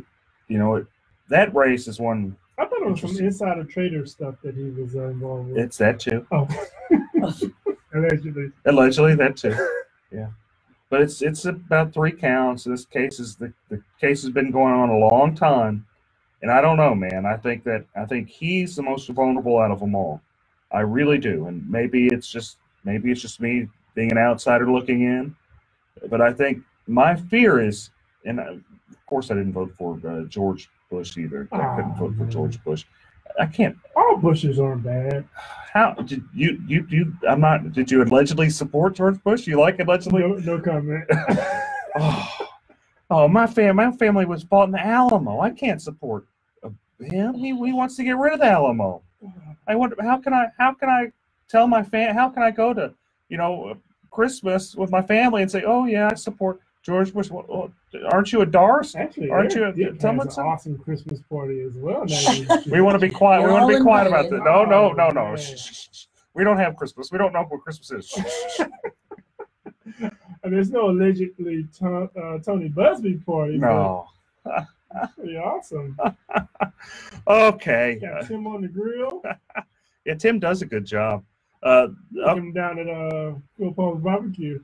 What's going on with your barbecue restaurant? And we're opening up on the 16th of this month. So November 16th. We're going to come talk about it. Maybe even get a couple of sponsorship plugs in between some of those Dick commercials. Eric, that's Eric, Dick. Okay. Can't you say your name by itself? I got you. Okay, I'm trying to keep a straight face here, folks. Trying to keep a straight face. Okay. So a couple other things I had kind of here to talk about. Texas windstorm. I'm a homeowners insurance attorney. If people are having problems with their insurance involving property disputes, they're welcome to go to my website, www.dicklawfirm.com. You can add me on Twitter @DickLawFirm, Instagram @DickLawFirm, Facebook @EricBDick, or just any other social media. I'm on probably them all, and I do post these videos of us being here at AM 950 on all those social media. I just saying that as a level of background, people where they can connect with me. Just reminding people that I am a homeowners insurance attorney. If they're having problems with the storms from Halloween, feel free to call me. I do free consultations or represent people on contingency fee. But anyway, now that I got my shameless plug with me, so there were some problems with Texas windstorm. They requested a hike for liability limits, basically to increase their liability, and it was denied. And we're gonna have to talk about that next week, folks. Can we talk about city elections next week as well? Oh, we're gonna talk about a lot of stuff next week. If you guys want to get alleged Bill King supporter, allegedly. Okay, folks. Thank you guys so much. Thank you for tuning in. I'll see you next week. I really appreciate it. Thank you, producer Shannon, as always, for doing a great job. Wendy, I really appreciate you being here, and Philip Albright. Shout out to Chris Carmona, who's having a great time, probably in China. China. You gotta say like China. Donald Trump says it. China. China. Thanks, folks. Next week. China? Okay. So we're going to end.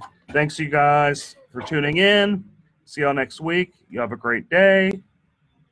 Hi, this is Eric Dick, and I think it's important that you know your rights. If your homeowner's insurance company has denied or underpaid your claim, you have the right to hire an attorney. You have the right to call me for free consultation at 833-7-RIGHTS. That's 833-7-RIGHTS. Don't let your homeowner's insurance company take advantage of you. Call me today at 833-7-RIGHTS. Has your homeowner's insurance claim been denied or underpaid? Call Dick Law Firm at 833-7-RIGHTS. Feeding Rocks. It should not be a crime to feed the homeless. Feeding Rocks.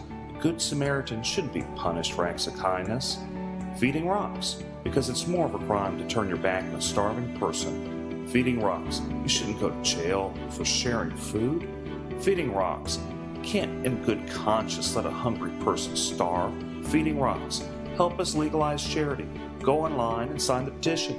www.feeding.rocks. Feeding Rocks.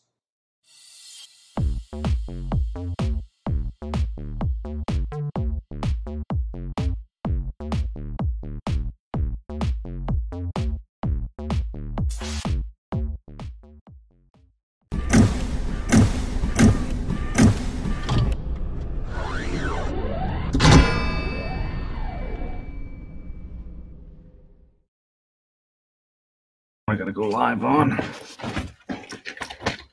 Okay. Hey, folks. Starting another show. Dude, Message me. What do you got? the Rockets, why did they lose so bad last time, man? Dude, they made Montrezl Harrell look like an all-star. I mean, he was good when he played here, but he wasn't an all-star. This dude had a career night, 30 points. The Rockets.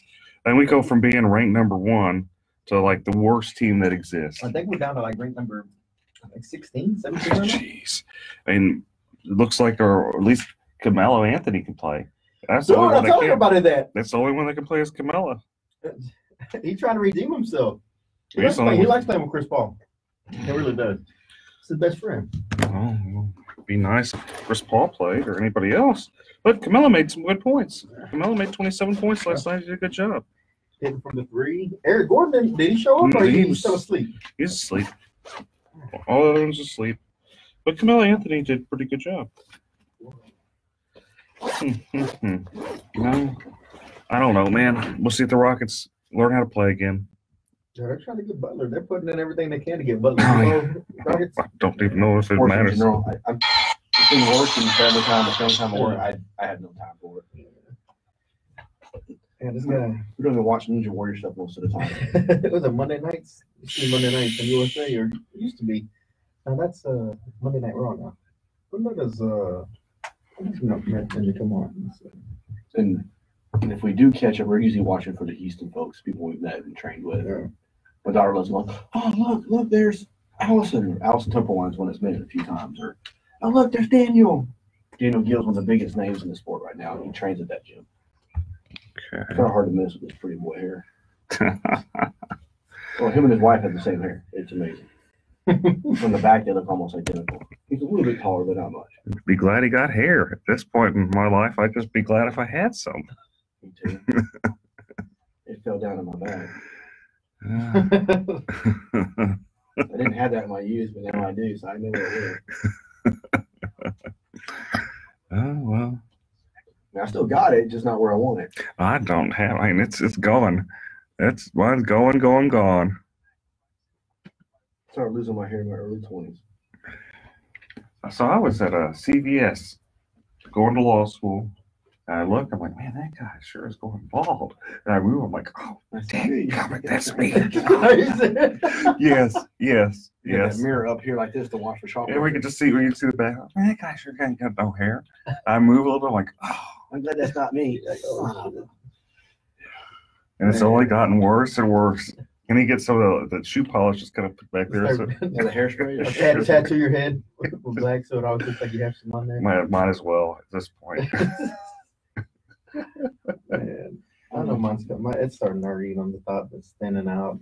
Yours is fine. It's because I comb it this way, you can't really tell. But if I go back, you just see nothing but scalp. I'm in Japan coming out of the what's that thing called? It's one of our stores. The commissary though, because commissaries usually food. But it was a store on the outpost on the base. It was on Japan, Yokosuka. And I'm walking down the steps, and all of a sudden all I hear is, "Oh my God, Bo, you're going bald!" There's a guy behind me. He was an AO. His name was Jason. And shouted out for everybody here. I didn't think much of it. Of course, that night I checked it, and he was right. Big old goose egg right back here. I just never noticed. Well, that's a good thing. That's a good thing is you don't, if it's in the back, you just don't see it. It don't bother you as bad because it's in the back. So at that point, I just started shaving it. I embraced it. I'm not far behind you. It's easier. When I wake up, I have to brush my beard, but not my head. Well, then it transitioned from up top to down low. Yeah, up top to the sides. It's a different brush, sure. Getting older is not for the weak.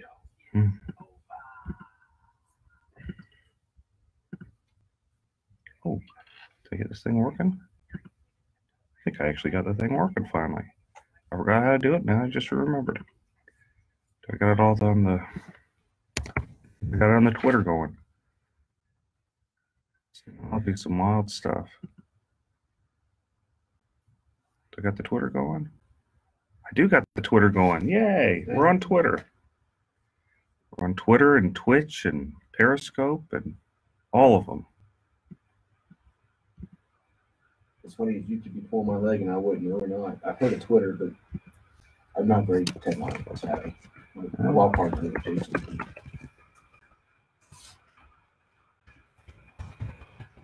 I wouldn't even have a Facebook if it wasn't for my life and stuff. Well, you own a firm. You got to kind of. I'm trying. What is it, about 6 minutes out? Yeah. So we got 5 minutes? 5 minutes. Okay, I don't want to. You know, I'm bad at knowing stuff.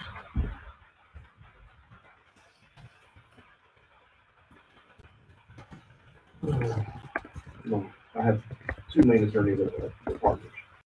And one of them was ARPA, but it's nice and sweet. Says, good luck, bro. The other one says, yeah, I've always said you got a face for radio. You'll do great. That's the joke. You got a face for radio. They always tell me that too. What, a face for radio? Yeah. Kind of insult actually, but okay. It really is. We on? Everybody there? Make sure y'all. Well, not us. You got false alarm now. Make sure y'all tune in 9:50 a.m. on your radio dials, or you can always go to the iHeartRadio app and look for 950 KPRC. Check in. Make sure you listen to The Eric Dick Show. We're starting about top of the hour right now, so after the commercials, you will see us on. What's up, Steve? What's up, man? And as always, today's program sponsored by Topo Chico Aqua Mineral Water. The unpaid sponsor. As well as Bragg's Naturally Organic Apple Cider Vinegar All Natural Drink. This is the limeade flavor today. It has a little more tartness to there, but it's really good for you. Really helps with your liver. Make sure you get that Bragg's All Natural Apple Cider Vinegar. Does it really help with your liver? Huh. Hey, Shelly. How y'all doing? Hey, yeah, we're going to talk about voting today. Make sure you get out there. We're going to talk about that and a whole lot of other things today. Real fun show. But as always, call in 713-212-5950, 713-212-5950. Numbers up in the link or the description. But yeah, if you haven't voted, today is a day to vote. You have all day to get out there. Wait in the line, whether it's short, it's long, it's going to be worth it. I'm supposed to say it doesn't matter who you vote for as long as you vote, but it does matter who you vote for. So get out there and vote for the right people. Make sure you vet the candidates and don't just listen to a bunch of nonsense and bullet points and hype. Yes or no for firefighters. Look, I'm torn on the firefighters. Firefighters kind of get what they deserve because they always support the wrong candidates. That's but true. At the same time, if we don't vote yes for Prop B, we're never going to force the city to go in there and control their spending. So you got to vote for Prop B. Yeah, I'd say vote for Prop B just because it forced the city to actually rein in their spending, so they stop spending hundreds of millions of dollars on art projects, man. Go back to the basic city services, which the city's supposed to be about. Well, not only that, what happens if we stroke out? If we stroke out, I want the firefighters there. That's true. Pull me on the EMS. I don't want them having to work a second job over at Chick-fil-A. Firefighters just don't put out fires. They also are there for EMT, EMS services. If you're stroking out, you're having a hard time, you got an accident, they're usually right there first on the scene to assess the situation. So vote for Prop B. My dad's retired firefighter too. It's a tough one to say to vote for, but again, was at 72. Vote for Prop B today. Vote for Prop B. You never return it. Oh, special guest we have today is Bo Bowen, attorney and Ninja Warrior. We'll get to that later. But again, y'all tune in. Again, if you have any questions, put them on here. I'll read them and we'll try to address them through the breaks or through if you want to call in. Again, 713-212-5950. Turn down for what? I'm gonna turn up the monitor. Sorry. Do you have a studio monitor? We do have a studio monitor. It's over here. Right. Maybe she got it on quiet. Oh, I'm sorry. Ask Shannon. What am I doing? She looks like I'm in trouble already, folks. She gave me the stink eye. You have a call already? No, I hope I don't got a call already. Voter Day in Clear Lake. Let's see. Tell me, Eric. You better be quiet. You gotta say some stupid stuff. My sister's free hot dogs. So if you're in the Clear Lake area today, y'all make sure y'all swing by the Clear Lake area tailgate party. Shout out. Shelly Rogers. Where's that located? Where can they go for that tailgate party? She also works for me. My sister works for me too, man. Small business. She just completed a paralegal school. So for her, it's a big deal. I'm very proud of her. Oh, She turned herself around, finally settling down, growing up. We mature slowly. But you mature. Eventually, I hear that wave right there, man. I'm getting a cowlick right here. So you might want to look into the criminal. So what happens with PI, some of the big PI firms, they'll refer after a settlement is like a big hit, then they'll refer them to another lawyer. And if you haven't voted yet, drop me a message or drop me a line down here, post in this video. Why haven't you voted? What is the hesitancy? What issues are you having deciding between? Maybe I can help you come to a conclusion as to why you feel comfortable going to vote sometime soon.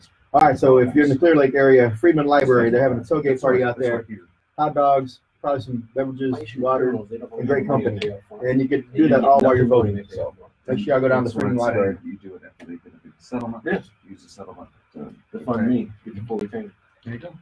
Also, we'll talk about this in a minute, but if you have nothing going on right now, you can head over to 3314 Lyons Avenue. Phil Paul Bookstore just opened. Hundreds of thousands of books for $2 and $4. Legal books, medical books, all kinds of books. Go check it out. Phil Paul's always doing things for the community, and now he's opened up a bookstore over in Fifth Ward. And I went by there earlier, and so make sure y'all check that out as Very well. much in the influence through emotion versus just the facts. People make a decision based on. Now, if there's any topics y'all want to hear myself, Eric Dick, and Bo Bowen discuss today, drop those in there too. We'll try to fit it in. It's a 30-minute show, then we got to cut to the U of H game. But here we go. Oh no, they're gonna make us go in the air, folks. After traffic should come here shortly.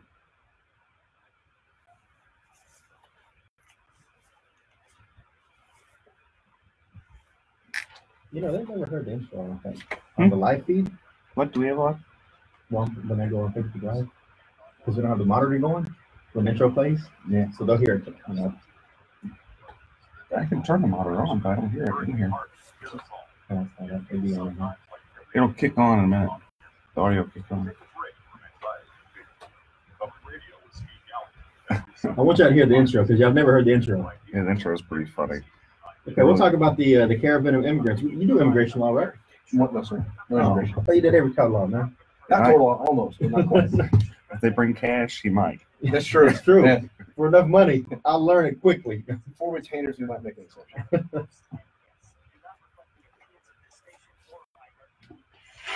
When you've got big problems, you need to have a big,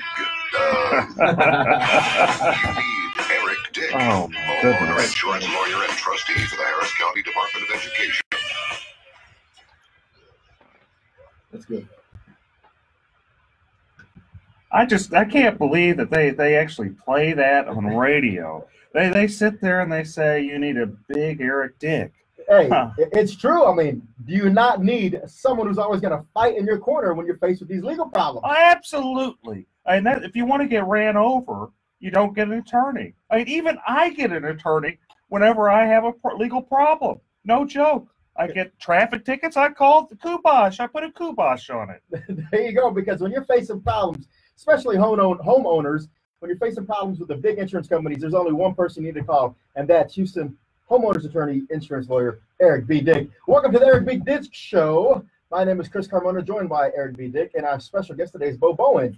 Eric, What up? there's a lot to talk about today. There is a lot of juicy stuff.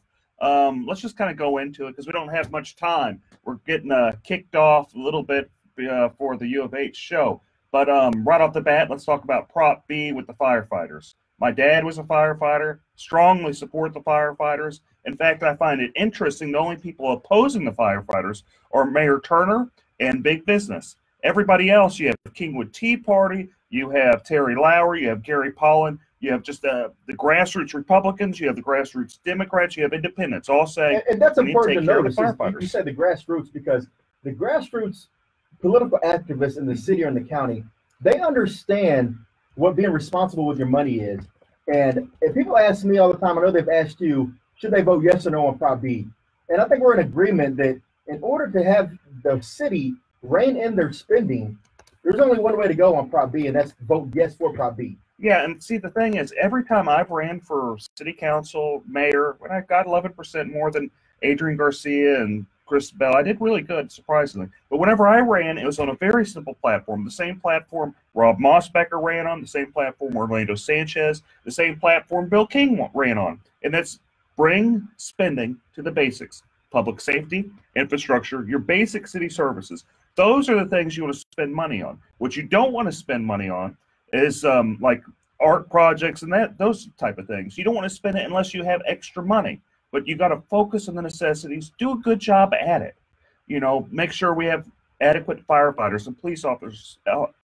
Adequate police officers. Make sure our streets are fixed. Those are the things that we have to do as a city, and those are the things we don't necessarily do right. And what this prop does is it forces the city to pay more money to focus more of its resources on public safety, what it should have already been doing in the first place. It's a very good proposition, and the city cannot raise taxes. It's like you get your cake and you can eat it too. And that's the best part. You can't raise taxes. Pay parity is brought into effect because the firefighters in the city of Houston are making less than across the nation for the same type of market, correct? Yeah, firefighters, they start off making $27,000 a year. And I just, you know, what I'm always worried about, what I always joke about is if I'm stroking out, I don't want the poor firefighters, you know, they're sleepy because they had to work at Chick-fil-A the day before. And those are serious concerns. Bo, your dad was a firefighter. What do you think? I have to agree with you. If you want to support the firefighters, you need to support Proposition B. It's just plain and simple. Plain and simple. And, you know, one of the things that by supporting this and reining in the city spending, some of the programs that may be cut out. Hi, this is Eric Dick, and I think it's important that you know your rights. If your homeowner's insurance company has denied or underpaid your claim, you have the right to hire an attorney. You have the right to call me for free consultation at 833-7-RIGHTS. That's 833-7-RIGHTS. Don't let your homeowner's insurance company take advantage of you. Call me today at 833-7-RIGHTS. Has your homeowner's insurance claim been denied or underpaid? Call Dick Law Firm at 833-7-RIGHTS. Feeding rocks. It should not be a crime to feed the homeless. Feeding rocks. A good Samaritan shouldn't be punished for acts of kindness. Feeding rocks. Because it's more of a crime to turn your back on a starving person. Feeding rocks. You shouldn't go to jail for sharing food. Feeding rocks. You can't in good conscience let a hungry person starve. Feeding rocks. Help us legalize charity. Go online and sign the petition. www.feeding.rocks. Feeding Rocks.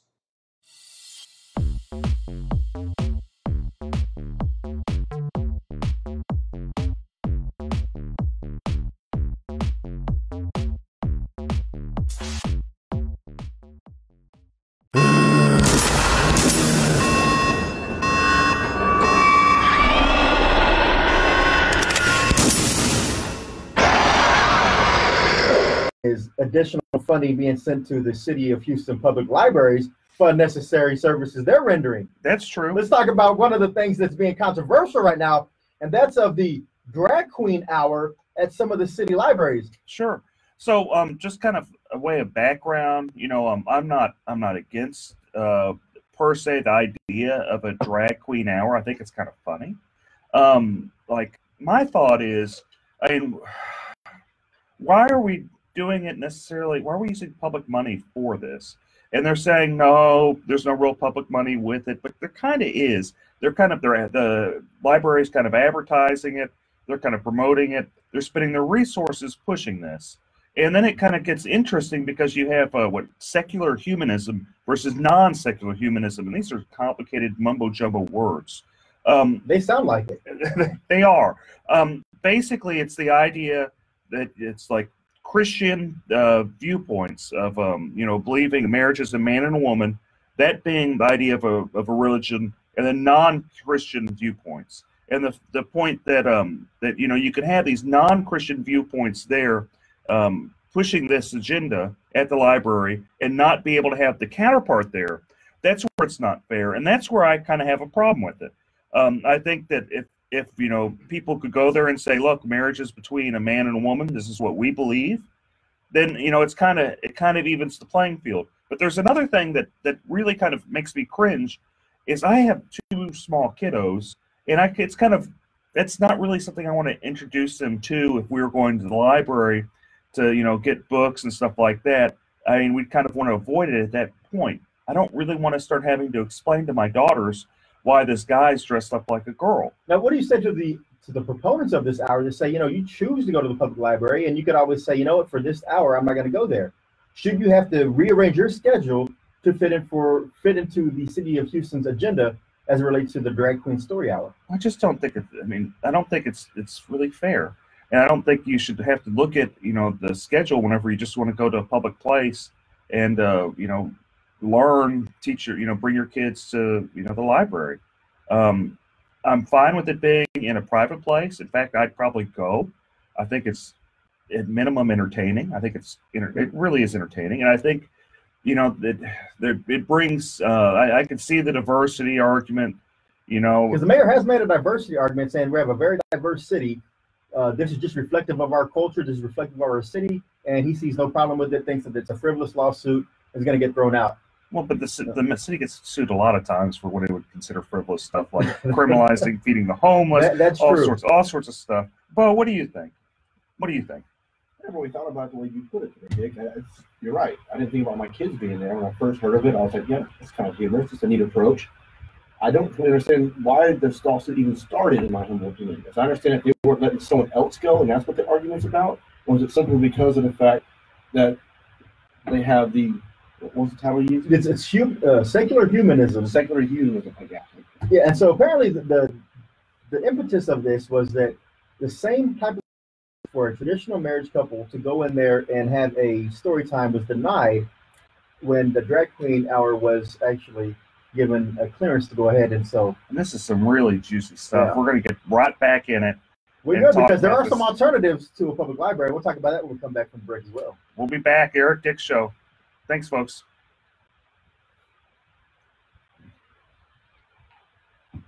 Roseanne, exactly. That's what we've been saying. Roseanne, exactly. That's the thing, is that equal time isn't being given to all types of diversity. Since a diverse city, even traditional married couples, if they want to go in there, they're being denied.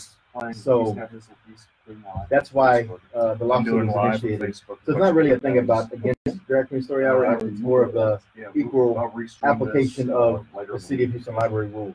So, but going back to your point on the EMS, yes, it is. I mean, the firefighters do provide emergency medical treatment, and also we got a good group. So they're tied into that somehow. Now, should there be a specific EMT team? Most counties, I think they do have that, but City of Houston firefighters are part of EMT. Very much so. Yeah. First responders. Yeah. So we're doing a lot more than the firefighters. The ambulance people should pay because of that. Yeah. When the city they make money off the ambulance. Because remember, they trained about 2010 or 11, they jumped the ambulance fee. So if you had to actually get a fee to get up there to come service you for a reason, I mean, they went from I think $250 like $500 or $600. And they're never money. Yeah. When the fee claims you can't negotiate with quick inventory. That's right. I'll tell you what's kind of effed up the most is you have like the police officers on one side fighting with the firefighters, and you shouldn't. Guns and hoses have always been at each other. Yeah, but it shouldn't be like this. It shouldn't be at each other's throat. I don't think that they haven't been like this, because there's been plenty of times where I've heard firefighters like they get in trouble and police officers like, you guys are just dumb, just move on, and that type of stuff, which it shouldn't really be happening. But my point is that those organizations have historically got along. They have, but now they're forced to be put against each other. But here's the thing, man: the firefighters have typically always gone with liberal candidates. So has the police officers. The police officers more of a more conservative scorecard. I'm not saying it's a very conservative scorecard. You're right, but I'm not saying they. Overall, the firefighters and the firefighter union, they did think they're brave. They have entrusted a lot to this have. mayor, to this city council. So they spend a lot of energy. That's why it's like the sympathy level is not really all there. But so how does the fire department transfer you to the hospital if you need emergency care? They come out there with ambulances. The Houston Fire Department has ambulances. They don't just have fire trucks. They actually have ambulances. And rescue trucks. Yeah. And special. Their own special kind of welfare departments where people are doing high-rise rescues and stuff. Yeah, they don't just put you on a ladder and say, all right, come on, we're taking you to the hospital. Although that would be entertaining to see and watch. Oh, they spray down with the hose a little bit? You thirsty? I see blood. Let's spray it down. It's washed it off. You're good. Oh, man. What's redundant? What part is having a firefighter? The fire department is not needed. Well, who's going to put out the fires? We definitely need the fire department. Oh. They do multiple things. How do you not need the fire department? I don't get it. I don't get it, Chris. How do you not need the fire department? I don't know. I guess the fire department can only do fires and should not be in the business of medical necessities or medical attention. Then what do you do when you stroke out? You better get Sarah jumping in the car, driving you to the hospital. You stroke it out. Don't call 911. They don't care. Or you go to private industry and private entities for your emergency medical needs. I don't know. But if y'all have any type of suggestion or input on that, 713-212-5950. Dick, when we left off, we were talking about the city of Houston and their libraries. And well, it's going to be interesting to see how this lawsuit plays out. But if people don't feel comfortable going to the library now, they want to read some books, where can they go today that's having the grand opening? Philip Paul Bryant's bookstore, PPB. Philip blows me away with his level of enterprise. That guy, he has so many different businesses, and they're all fascinating businesses. He has his bookstore that's just opening, and books are just dirt cheap, and it's a great chance. This is kind of like a little hidden gem that you want to support, because you can go get books $2-3 that you normally would pay $5, $6, $10 somewhere else. There's some $20 books. I was there earlier. Again, it's 3314 Lyons Avenue. It's called Phil Paul Books. Great opening today. They have kids' books for $2, over 15,000 books for under $4. And if you want a great opportunity to get some books for real cheap and support the community at the same time, check that place out. Philip does a lot of cool stuff. He does the backpack to Fifth Ward every year, where you have a lot of great family law judges that are up for re-election, like your Sherry Dean, all those folks. Alicia Franklin. There. James Lamborghino. And that's the thing. Voting is taking place right now. If you have not voted, you still have this weekend and as well as next week to the Friday at 7 p.m. to go out and early vote in Harris County. There's rumors there's a lot of irregularities going on this year, and it's more or less people are saying, you know what are you going to do about it? I'm going in. I don't care if I have ID. I don't care if somebody's helping me vote. What are you going to do to stop me? What are they going to do to stop irregular voting and voter fraud? Not look at the party because there's too much corruption. I mean, one thing I wanted to talk about, because there's this fast and furious show here, is I saw HRBC's endorsements, and I'm just appalled. This organization, who the chairman is the financial chair of the Harris County Republican Party, it's endorsing Democrats, and not only is it endorsing Democrats, it's kind of a sexist organization. This is a big business organization. They're refusing to endorse Erin Swanson, who's this young gal. She ousted a corrupt incumbent, Teresa Chang, who's just an incompetent judge. And they're so mad at her for doing that. And they're mad that she's a young, attractive woman. They are not endorsing her. And what I find just so appalling is I'm convinced that if she was a man, they would endorse her. But for her being a female, being a young female, they aren't endorsing her. They think, this is what I feel, is they think that because she's a woman, she's not capable to be a judge at that age. And it's just wrong. So this is another instance of another conservative, quote unquote, conservative group endorsing Democrats, kind of in line with what Ed Emmett has done before, correct? Well, it's much worse than this, because these are people that are in power in the local Republican Party. And there's a lot of this is just big business, just buying stuff. When they cry about pay for play, and Terry Lowry, who's not pay for play, by the way, they cry about that. Big business does it all the time. They pour hundreds of thousands of dollars. I remember there was a chairman race with the local Republican Party. They spent $500,000. And the person that ran against their incumbent spent $5,000. Barely lost that race. Just barely lost. Too much money being wasted right there in local politics. But again, if y'all haven't voted yet, get out there. Vote. Voting is important. Elections matter. So vote early, vote often. Let's go to our guest. Yeah, today's guest speaker we have today in the studio is Houston local attorney Bo Bowen. Yes, sir. Hi. Thank you all for having me. And so, Bo, interesting background you have. You are former military. Yes, sir. Navy. And then currently, you are in the process of training to become an American Ninja Warrior. Which is awesome. You're American Ninja Lawyer. Yeah, and that should be your new marketing gimmick right there. You can pay Dick the residuals on that. But what does a lawyer, someone who has, you have two daughters, right? Yes, sir. 8 and 3. Edwin and Karis. Hey, girls. There you go. Hope they're listening. So a full-time dad, full-time attorney. how do you make time, and why would you want to make time to become the next American Ninja Warrior? For me, it's mainly getting the time with my family. Me and my daughters have daughter date nights up there at Iron Sports Gym off of 1916 Cutting Road, which is where all the top ninjas train here in Houston. There's nothing better than having your daughters tied off to you, hanging from the ceiling. You're the one letting them down. You're the belay man. That trust, that bonding, you can't get anywhere else. Hey, so can you do ninja rolls, like true ninja rolls, where you back it up and then just do a backflip, front flip? I can now do a forward roll, not a backflip just yet. I'm still mastering the Lachey. That's where you take your body and you throw yourself forward and you catch things. I'm still at the very, very basic levels. I'm no Daniel Gill yet. And Daniel Gill is a local legend, right? Yes, sir. He is by far the #1 competitor right now for these Americans in Ninja Warrior. Okay, he trains at the same gym. It's just amazing that you have this family lawyer by day, American Ninja by night. And it's really like awesome. a superhero. It is a superhero. It's a crime fighter. And during the day, he's helping people out, with their will, fights, fight over property, fight over division of the kids, property, everything. So if you're not fighting corruption in the courtroom, you're not fighting against, the people outside of the courtroom, you're probably in your office taking in clients, right? Yes, sir. A lot of client consultation. So what is the biggest thing you're seeing, at least in the family law arena, of other than divorces? Like, what are people facing right now in the community? What's ailing them, and why are they coming to see you? Well, the majority of our comes because unfortunately, the family is broken down. The husband and wife relationship has fallen to the wayside. The more problem I see is are waiting too long to seek an attorney. They're trying to do it themselves. They get the paperwork offline. Then they waste all that time initiating it. They have to pay us to fix everything, and then the process takes that much longer. And of course, through that period of time, they're fighting more, they're losing more instead of trying to work together. It's best to come in sometimes, rip that Band-Aid off, and then learn how to co-parent.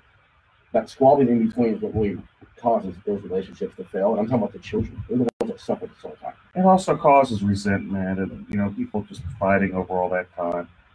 So on the flip side, isn't someone having a wedding today? Or that is correct. My baby sister's having her wedding shower today. Her name is Joanna Bowen, soon to be Joanna Sanders.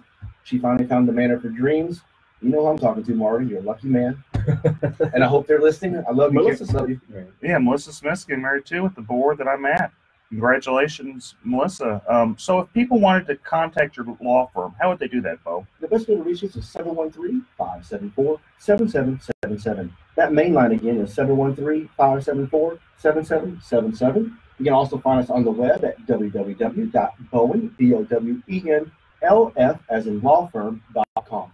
Now, Bo, I always try to throw out questions for our guests, legal questions that are out of the ordinary. Let me kick this one to you. So you have a couple that have been together for about 5 to 7 years, right? But each one is currently married to someone else, but their spouses are somewhere else, right? So over this 5 or 7 years, they've acquired a purchase of a home. They've been living in that home. They break up, but they can't do anything about that, or can they, since they're still technically married to other people? What's the remedy on that? How does someone not get kicked out of the house? How do they fight over the house? Who stays in the house? What do you think, Bo? So making sure we have 2 people who are married, and then they break up and they get with other people and they buy new property? Yes. Okay, well, unfortunately in Texas, you can't do more than one marriage. It's called bigamy. So you can't have a new marriage until the first one is ended. So if you're then buying property together as a married couple to someone else, that property is still considered community property. So they would have arguably half, and the other side would then have half, meaning their spouse they're currently married to. Because as soon as you buy anything when you're married, again, after the marriage date, whether you leave them, there's no legal separation in Texas. And Chris is taking notes here because actually those people came to his office yesterday. They called me yesterday. I'm trying to get a good answer for them. But the thing is, and that's the thing is, so now, whether you wanted to or not, if this was a secret affair for 5 or 7 years, are they going to have to now bring in those spouses they were keeping secret to try to finally get rid of this property? Yes, sir, especially their names on it. It's going to make it difficult. I encourage you to get them all together, reach inside a sort of settlement, see what everyone wants. I'm trying to get them to work together. Otherwise, this is going to be in court for me. So, hi, this is Eric Dick, and I think it's important that you know your rights. If your homeowner's insurance company has denied or underpaid your claim, you have the right to hire an attorney. You have the right to call me for free consultation at 833-7-RIGHTS. That's 833-7-RIGHTS. Don't let your homeowner's insurance company take advantage of you. Call me today at 833-7-RIGHTS. Has your homeowner's insurance claim been denied or underpaid? Call Dick Law Firm at 833-7-RIGHTS. Feeding Rocks. It should not be a crime to feed the homeless. Feeding Rocks. A good Samaritan shouldn't be punished for acts of kindness. Feeding Rocks. Because it's more of a crime to turn your back on a starving person. Feeding Rocks. You shouldn't go to jail for sharing food. Feeding Rocks. You can't in good conscience let a hungry person starve. Feeding Rocks. Help us legalize charity. Go online and sign the petition. www.feeding.rocks. Feeding Rocks.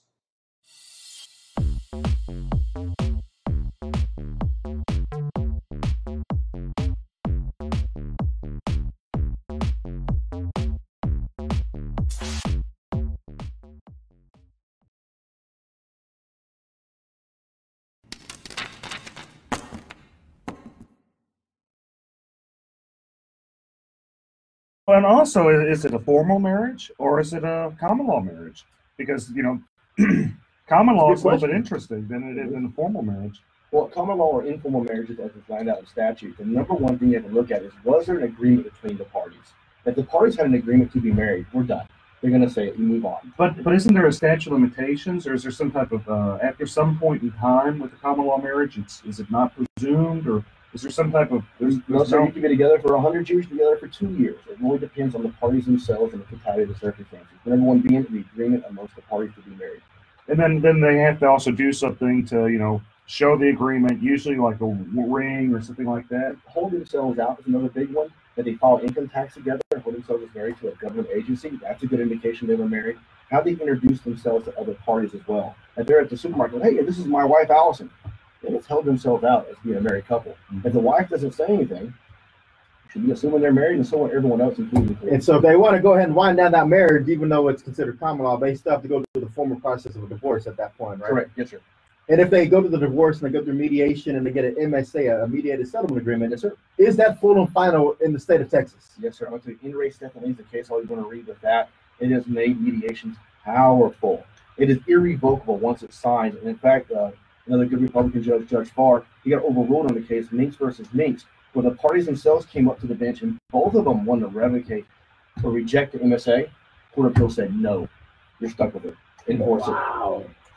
Well, there you are. That's tough. Be careful when you go to mediation, and don't try to back out. Be serious. And if you go through mediation for any type of homeowners claims and it's unsuccessful, or if you go through the appraisal process and it's unsuccessful, or you go through arbitration and it's not binding, well, you can always hire a Dick. That's Eric B. Dick. Texas and Houston's homeowners insurance attorney. Eric, how's it going over in the insurance field right now? Any cases coming up? Oh, there's a lot of cases, man. I've represented a whole ton of people from Hurricane Harvey, and what I've been shocked with is the majority of the people I've represented, they've been underpaid. And when I say the majority, like I've represented thousands of people, and it's just sad seeing, how the level of people have been underpaid. Some of them have been underpaid like $10,000, $20,000, $30,000. So I do everything I can to get them paid right. Folks, this has been a good time. I'm going to have to see you next week. They're cutting me off. They're saying no more free advice. Eric, you've given out too much free legal advice. No more. Cut it off. It's because Eric Dick will protect you in the fight against homeowners insurance or any type of insurance company. Make sure you call Eric B. Dick at the Dick Law Firm. Thanks to our guest, Bo Bowen. Thanks, producer Shannon. I'm Chris Carmona. Eric Dick, take us away. Thanks, folks. See you next week. Thank you, producer Shannon. Bye-bye, folks.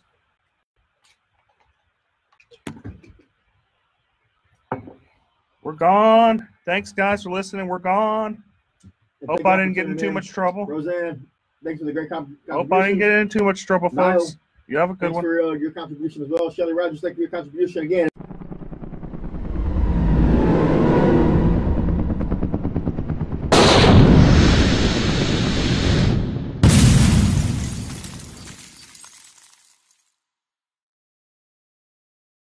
Hi, this is Eric Dick, and I think it's important that you know your rights. If your homeowner's insurance company has denied or underpaid your claim, you have the right to hire an attorney. You have the right to call me for a free consultation at 833-7-RIGHTS. That's 833-7-RIGHTS. Don't let your homeowner's insurance company take advantage of you. Call me today at 833-7-RIGHTS. Has your homeowner's insurance claim been denied or underpaid? Call Dick Law Firm at 833-7-RIGHTS. Feeding Rocks. It should not be a crime to feed the homeless. Feeding Rocks. A good Samaritan shouldn't be punished for acts of kindness. Feeding Rocks. Because it's more of a crime to turn your back on a starving person. Feeding Rocks. You shouldn't go to jail for sharing food. Feeding Rocks. You can't in good conscience let a hungry person starve. Feeding Rocks. Help us legalize charity. Go online and sign the petition. www.feeding.rocks. Feeding Rocks.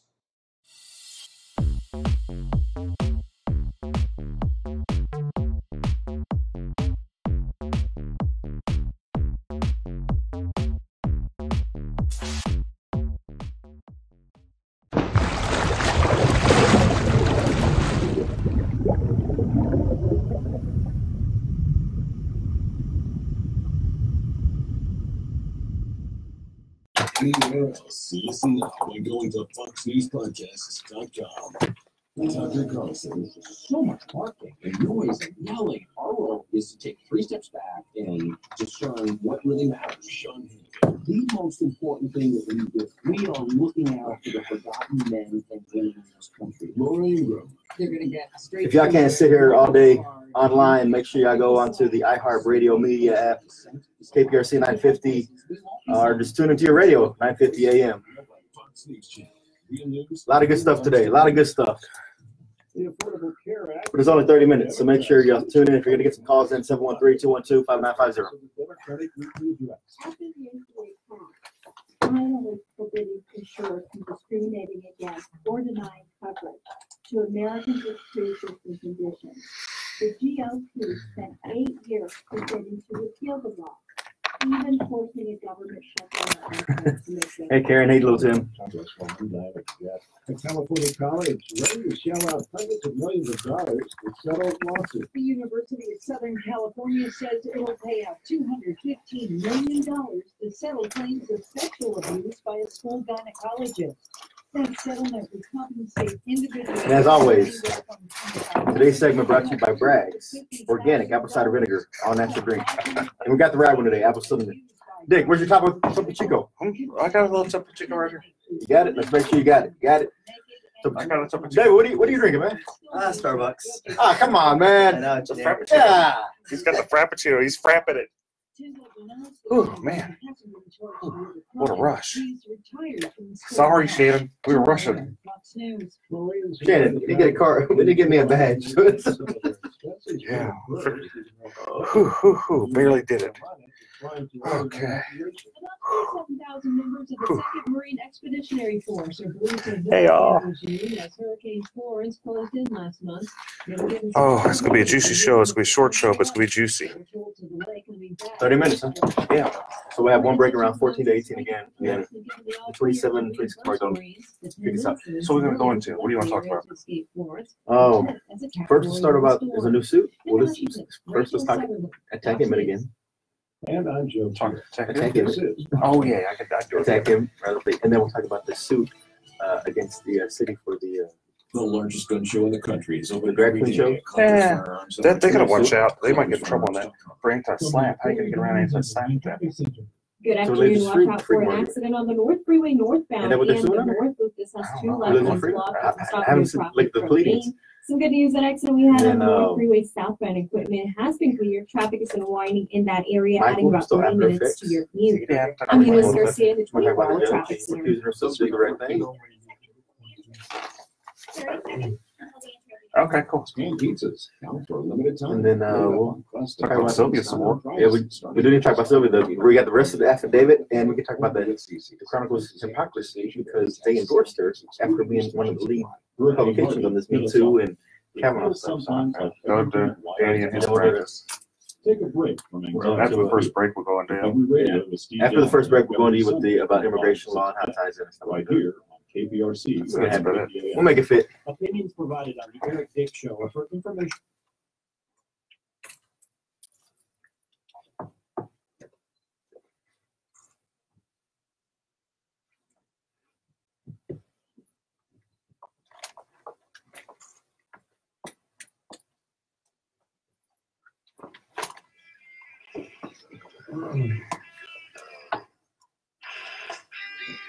They've never heard the intro on Facebook streaming.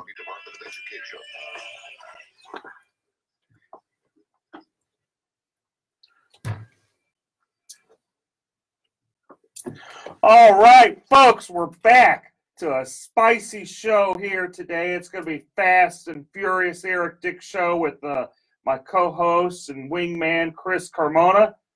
And hello, good weekend, everyone. It is going to be a great show. Okay, we had a lot happen this week. We had, Touchy Sylvia.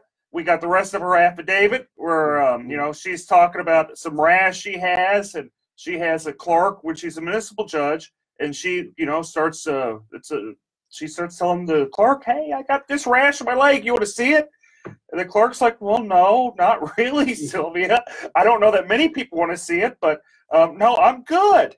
And she was good. And that's the thing. I mean, when we left off last week, we had limited information on this affidavit, but we have procured the remainder of the affidavit, and it just gets even worse. I mean, there was trips to Nashville where she was just taking advantage of her allegedly aggressively inside this hotel room.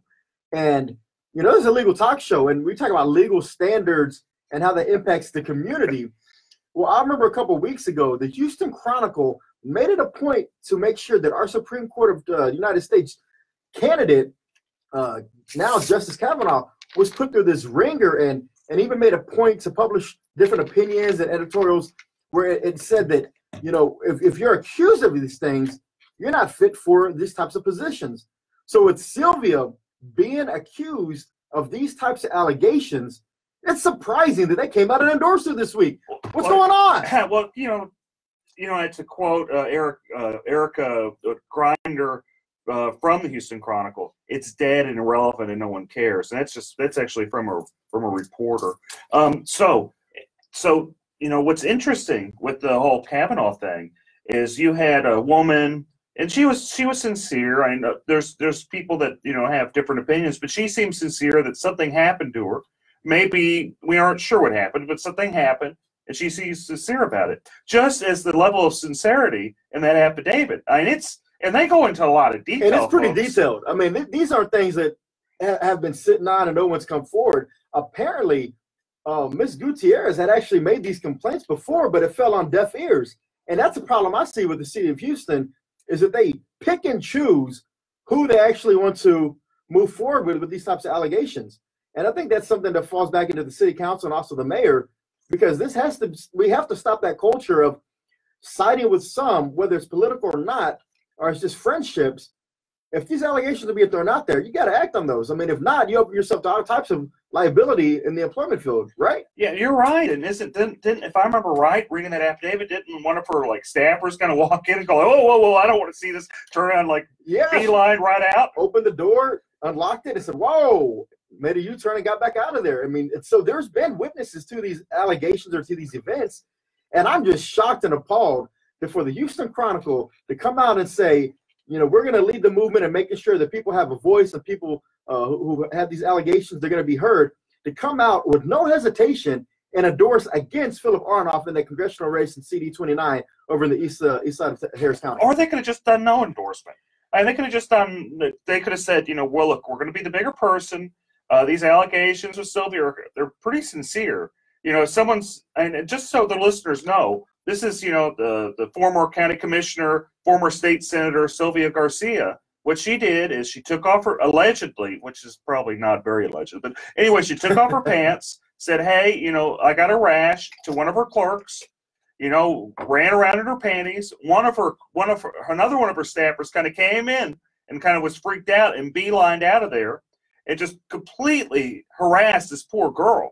I mean, if I did this type of stuff at my business or even at the Department of Education, it'd be all over the news. Oh, it would be. It would be lawsuits left and right, all over the news. Every single media publication in the city would be covering that. And again, I'm just shocked at that. And, I hope that, people put politics aside because, again, this has a lot more weight in this story with specific details than we saw with Kavanaugh. And I hope the Democrats actually hold Sylvia Garcia accountable. And there may be some infighting that results from this with early voting starting on Monday. And so we'll just have to see on that. But with infighting also comes another person we need to talk about, the turmoil hasn't stopped with our county judge. Oh, hunker down? Hunker down. You know, last week he had came out and endorsed the Democrat candidate for lieutenant governor, and there was some minor backlash from some of the candidates down ballot in Harris County, the Republican candidates. And there hasn't been any backtrack. If anything, it's been a double down on the statement of saying, I said what I said and I meant what I said. You know, how's that going to affect everybody? How's that going to affect the courthouses? Because, you know, in 2008, we saw a huge wipeout. 2012, we saw it again, a wipeout. 16, another one, sweep every 4 years. Ed Emmett is just kind of the reaction. It's really the fault of the local party, the complete mismanagement by the local Harris County Republican Party, and the arrogance of Ted Cruz. And you got to realize that Beto is the result of just utter arrogance of Ted Cruz being just elected, runs for president, just ignores everybody. I mean, Beto, he's done a decent job. He's not going to win. I don't think he's going to win. I think it'd be surprising if it'd be a shocker. But stranger things have happened. But Beto wouldn't have nearly as much following if Ted Cruz would have done his job. And also been a nice guy. And everyone tells me in the Republican Party that's around him. I mean, some people do like him, and they jump up and down and say, we like him. But there's a surprising amount of people that say he's a jerk. I don't want to be around him. He's not connected to the people he was when he campaigned first in 2012. He's kind of separated himself in more of an elitist attitude is what I hear. And then I also heard last night that there was a Kingwood Tea Party gathering, candidate rally, and apparently that was the buzz around the room. Is anybody going to hold Ed Emmett accountable for this statement? And is that going to really hurt the down ballot judges? I think it will. I think it'll hurt the judges, but you got to also remember that Lloyd Oliver, he did something similar, actually a step back, maybe 4 years ago whenever he ran for DA, and the Democrats just kicked him right off the ballot. Yeah, and there's been some great articles about that by Charles Blaine and also Kerry Cheshire. They made some mention on this, and they were asking people, hey, what's going to happen here? Oh, nothing's going to happen because Emmett's tied in with the local party that's incompetent. Yeah, it is. And more to come on the Eric Dick Show. A shortened segment today. We only have half an hour. We got to get to y'all some sports programming. But y'all sit right there, and we'll be right back. Thanks, folks. See you shortly. We'll come in, go in with you for going with 10, 12, and we'll be done. Yeah. So what do you feel comfortable talking about? Like what area are you just be like, man, I know this, I'm dynamic on this, and boom. Just anything immigration is good. We do all types of immigration. We do business, we do family, we do removal. So anything that you want to talk about in terms of any new changes, like right now there's an instant denial that just started in September. Okay. So that means that if you send a petition, it's wrong, something wrong with it, not all there, so just deny it. And this bad used to, they just refuse it. But denying a petition is actually right up here. Okay. Then we can talk about this caravan that's coming up and Trump's statement. There's some tough people, and we don't want those tough people coming in. And you can see about they're coming from Guatemala and Honduras. They're trying to go through Mexico. Mexico's actually trying. They're trying to do their job and secure the border. So we don't want you coming in and filter in. They tore it down and. I'll tie into immigration, and then immigration right there. Close it up. That's how we do it. I think smoking always affected my daily life because I was a closet smoker. Roseanne, exactly. Someone like the county chair should have said something, but he didn't. Really, the guy pays him off. I mean, it's his major funder. There's no him and this guy Weekly, they own him. So what is he gonna say? No, don't do it. But like I said, it's gonna be very, very, very. We got a good many followers now. Not want to break straight ticket voting because of his insistence on doing that. So we'll see how it turns out. But early voting starts on Monday. Make sure I go by. Vote all the way through from the top to the bottom. There's a lot of judges on that ballot that really need your support. It's not a smart idea just always hit straight ticket if you don't feel comfortable with all the candidates. Beto, fake Mexican. Is he really a fake Mexican or is he just using the name to try to trick people? What kind of fires was he putting out? Like what was being said to try to mitigate that damage? I mean, could you really mitigate that?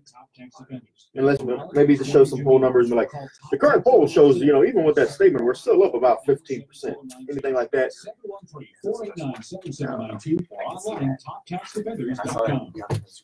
He speaks his mind. They had music for You just want to make sure that's the official name. How long have you been practicing law? So we get out there, spread around. Like 7.6 to like 9.2, but it took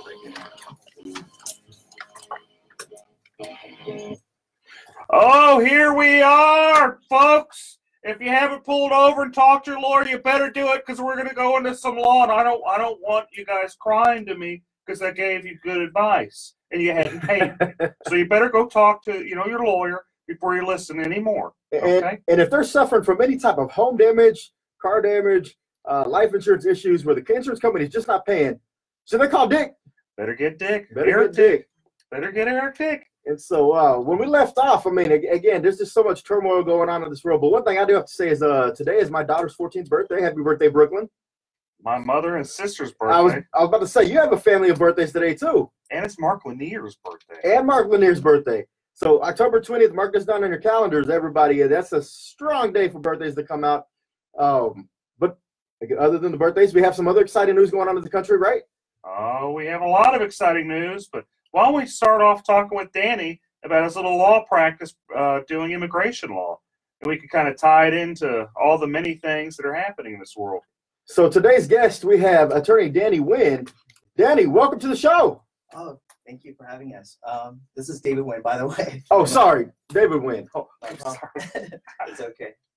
So I had it right the first time when I said David. Yeah, you said it earlier this morning, so yeah, maybe it's too early for you. Oh, I was thinking of there's a city council member in Missouri City. That's right, Danny Wynn. Sorry, David. So you have an immigration practice. You've been practicing law about 10 years, right? That's right. We're practicing 10 years. We have an office in Southwest Houston and one in Northwest Houston as well. Excellent. And so there's been some changes lately. And could you tell me about the changes in immigration law that's, some listeners might want to know about? Yeah, so there's a lot of changes across immigration, across the board. So whether it's legal immigration or illegal immigration, there's changes across the board.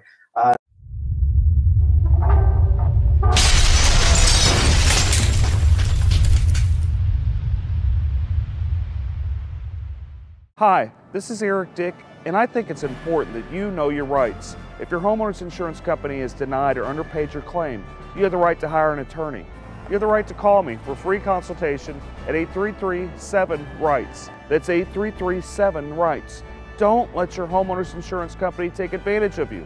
Call me today at 833-7-RIGHTS. Has your homeowner's insurance claim been denied or underpaid? Call Dick Law Firm at 833-7-RIGHTS. Feeding rocks. It should not be a crime to feed the homeless. Feeding rocks. A good Samaritan shouldn't be punished for acts of kindness. Feeding rocks. Because it's more of a crime to turn your back on a starving person. Feeding rocks. You shouldn't go to jail for sharing food. Feeding rocks. You can't in good conscience let a hungry person starve. Feeding rocks. Help us legalize charity. Go online and sign the petition. www.feeding.rocks. Feeding Rocks.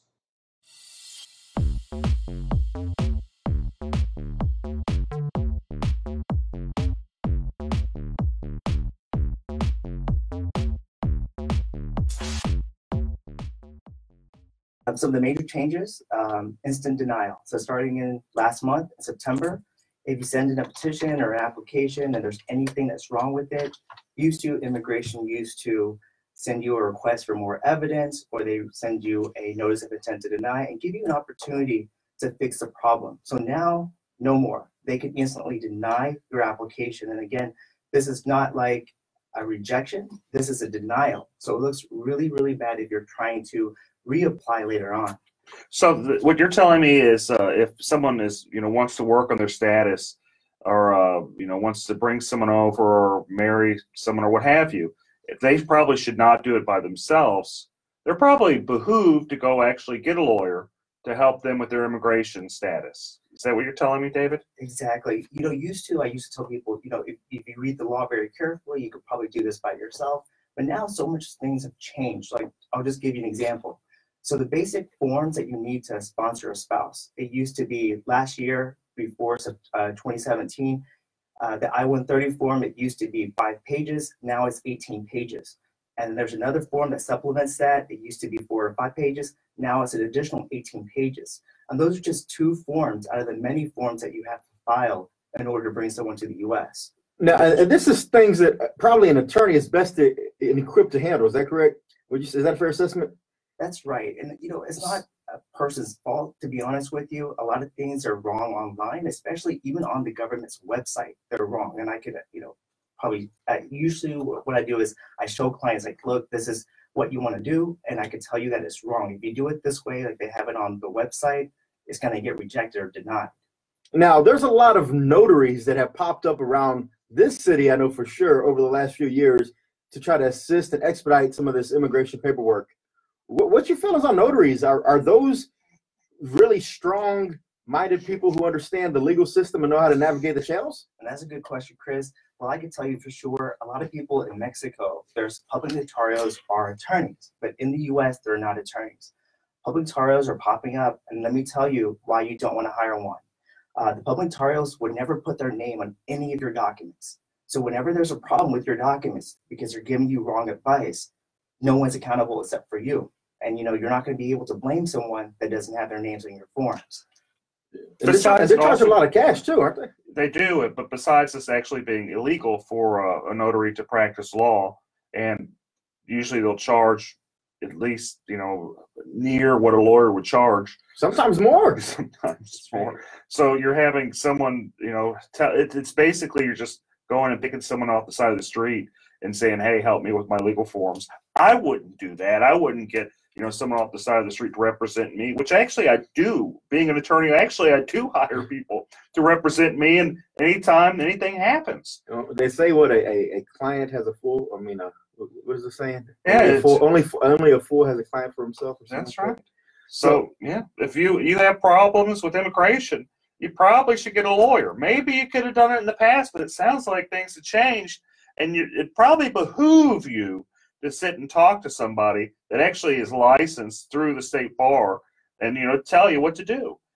What other problems do you see happening, Danny? Okay, so the other problems that we see right now is if you're in removal proceedings.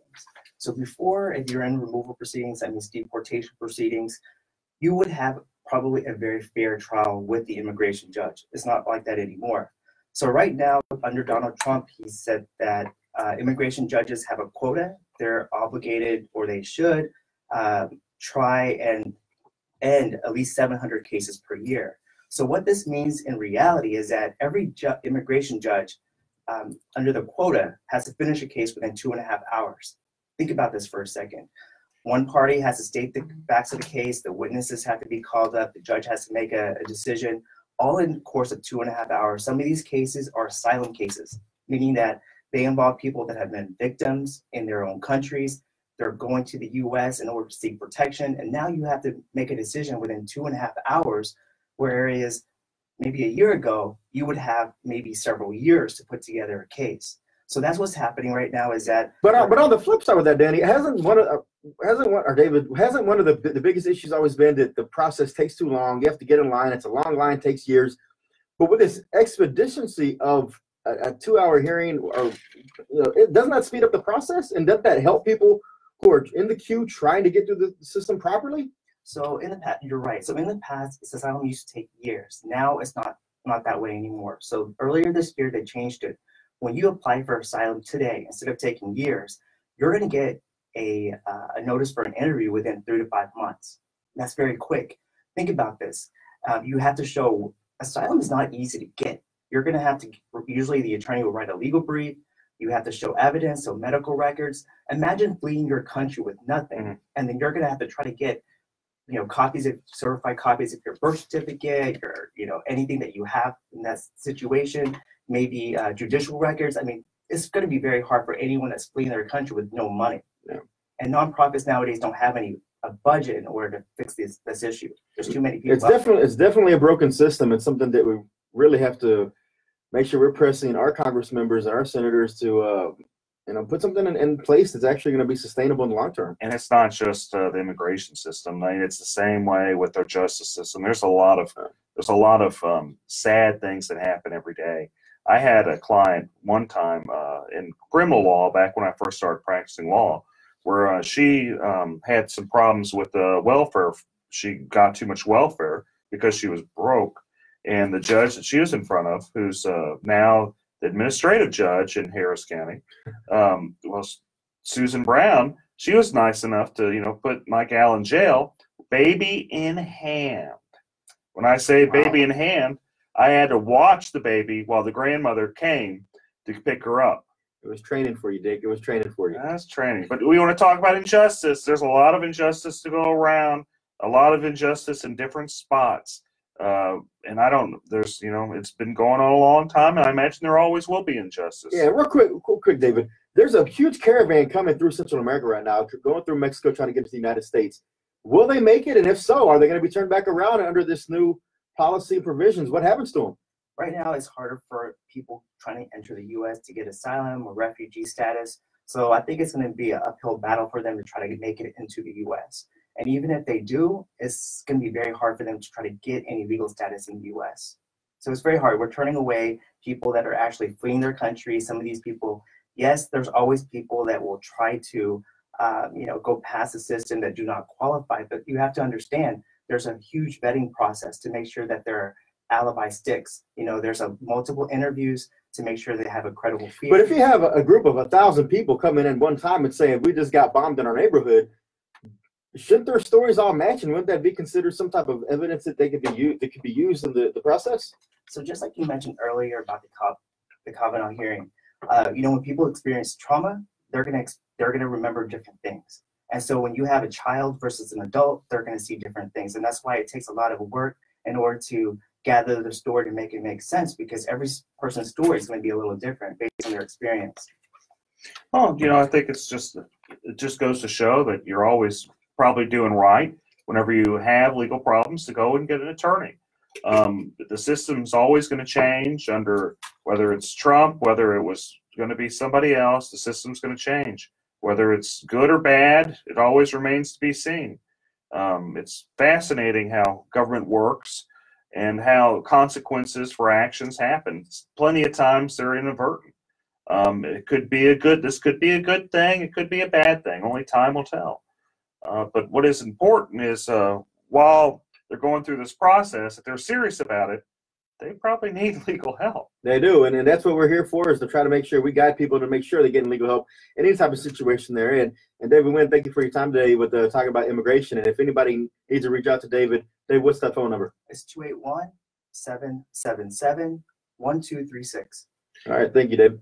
Yeah, so is there anything else we need to go through in this fast and furious? Absolutely. Again, anytime you're facing an insurance company, whether it's a car accident, a personal injury that happens, you slipped and fell, or you got flooded or hail damage, and the insurance company does not want to pay, you got to make sure you have someone on your side who's going to fight for you from the beginning to the end, and is going to take the insurance company to task. What I found amazing is I've represented like thousands of people, and when I say thousands, like 2,000-3,000 people.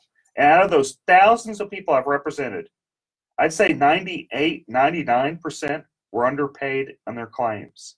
It's just kind of fascinating that so many insurance companies just underpay claims, and they pay big money to to government through lobbyist organizations like Texans for Lawsuit Reform to buy people off.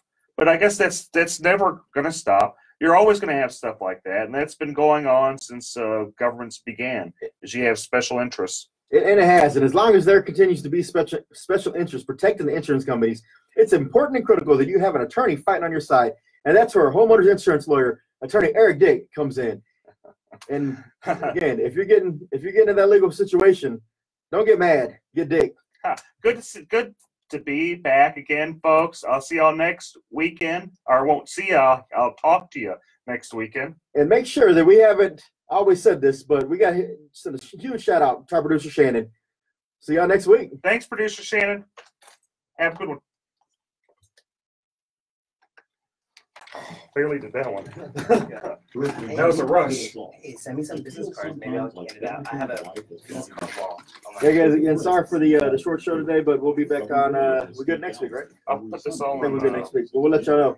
Yeah, have a good one. It's on Twitter. It'll be on Twitter later. Okay.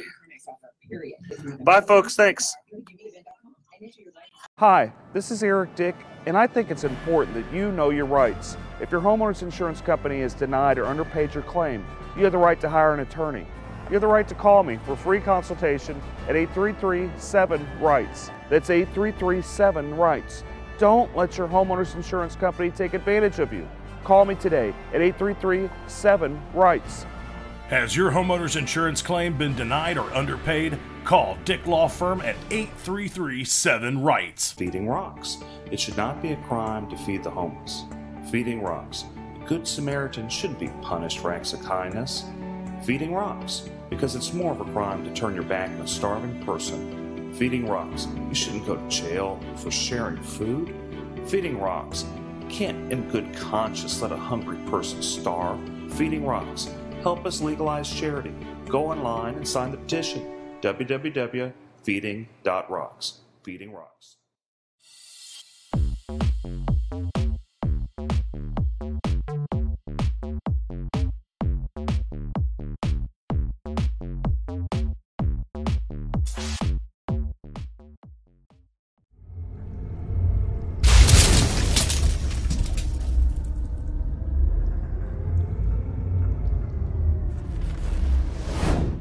We're about to go live. About 7 minutes. We've got a bunch of great guests, a bunch of great topics. You can message me. If you guys message me, I'll respond. Oh. Let's see. My handle is at Dick Law Firm on most Twitter, Instagram. Okay.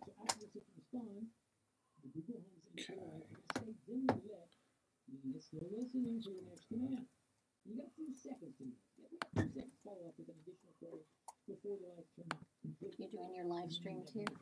Yeah. So, Does he have Wi-Fi or no? There is Wi-Fi here. It's iHeartMedia. I don't remember the password. I'm gonna have to find it. yes, yeah, iHeartRadio guest. Yeah. Radio guest. Jumping.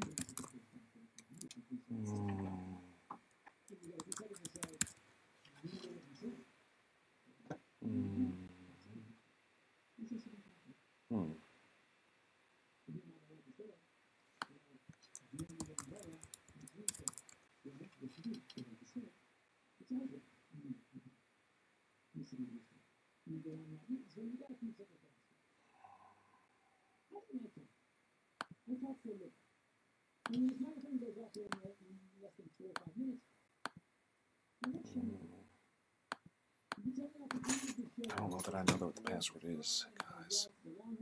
I'm looking for the email where they sent it to me.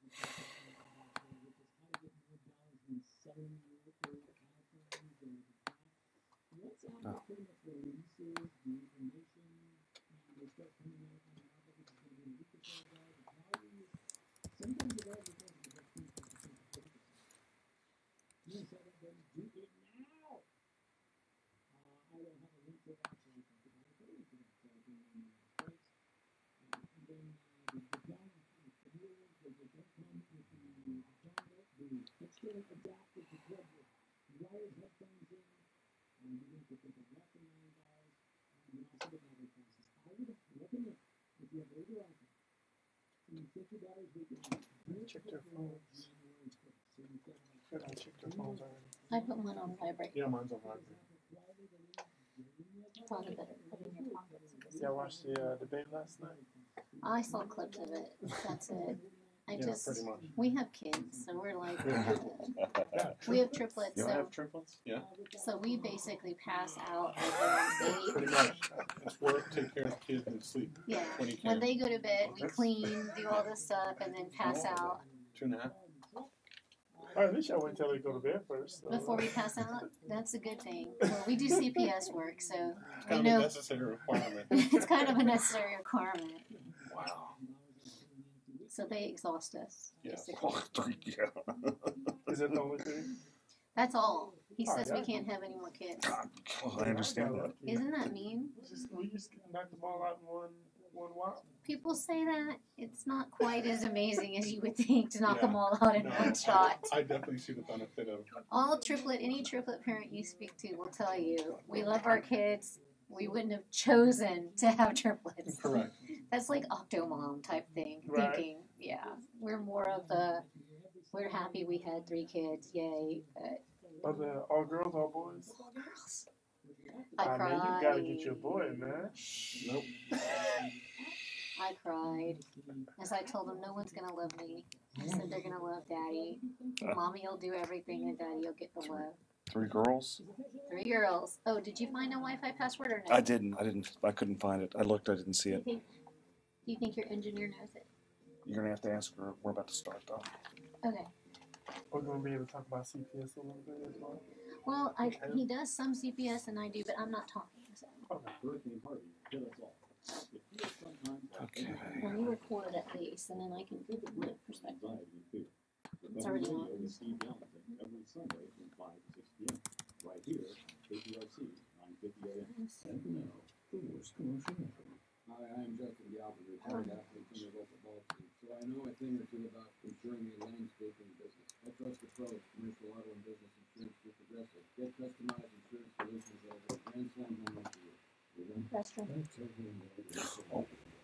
I'm running. Whereas commercial auto and business insurance through Progressive is anything but. To the left. To the left. So I just discovered DazzleMe.com. It's a totally addictive new jewelry site with big name luxury brands and no ones I'm talking about. Unique designers that you can't find anywhere else, all at a fraction of the price. I'm going back on DazzleMe.com tonight. Maybe doesn't necessarily work. Ah. Okay.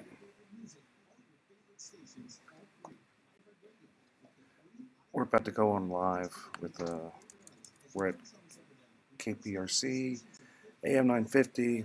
We've got a bunch of great guests today. A family lawyer, kind of a couple. Philip Bryant here is co-hosting, helping me out. He's wingmanning it. We're going to be going on pretty soon, so tune in. You guys have any questions, post it on. I'm watching on Facebook. It's live on a number.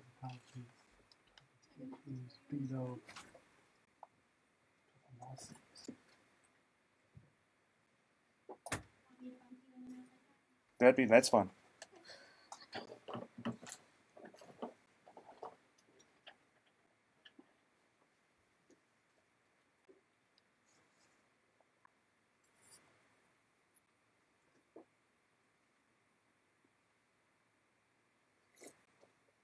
Oh, maybe I should put on my headphones. There's some here. Let's see. Oh, wait. Yeah, go silent for a little bit before. If I remember right, I always get spooked with this. Go silent for a little bit, then it'll play its music. And we get going. Okay. Here. I was like, what is he doing?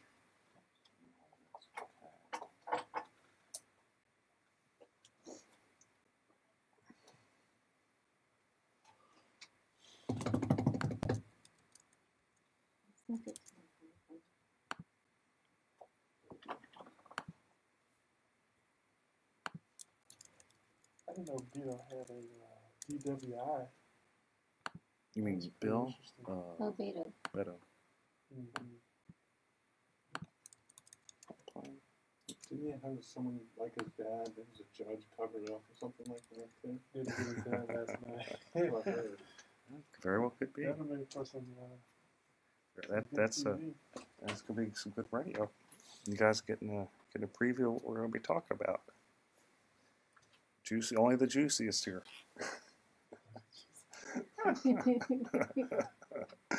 Okay. Am I going to be able to hear? We have a studio. There's going to be a studio monitor that'll play that like we were hearing before. It'll play. Oh, in the background. In the background, yeah. Okay. If there's a good family law question, can she answer or is that? I don't mind. Y'all can both answer. Okay. There should be a mic right there. That might still be on. There should be both mics on. Right there. No, if it's criminal, definitely on. Well, if he says for me to do it, I can push mic on. Yeah, no, just hold on.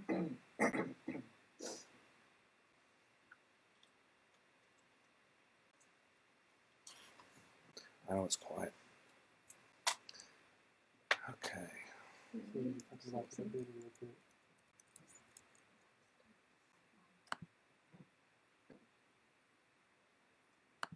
This is Russell Newman and Newman Rodriguez.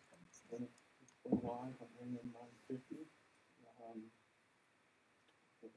Going to take some questions, give some answers, and we're on the Eric Dick Show. Hope to hear from you.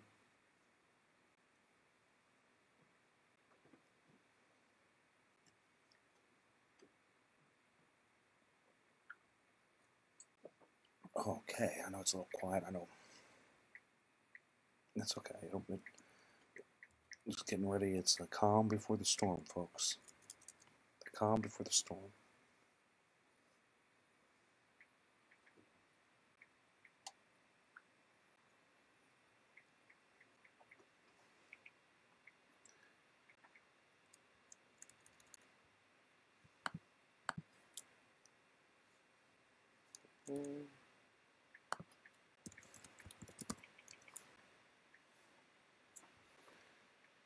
Okay.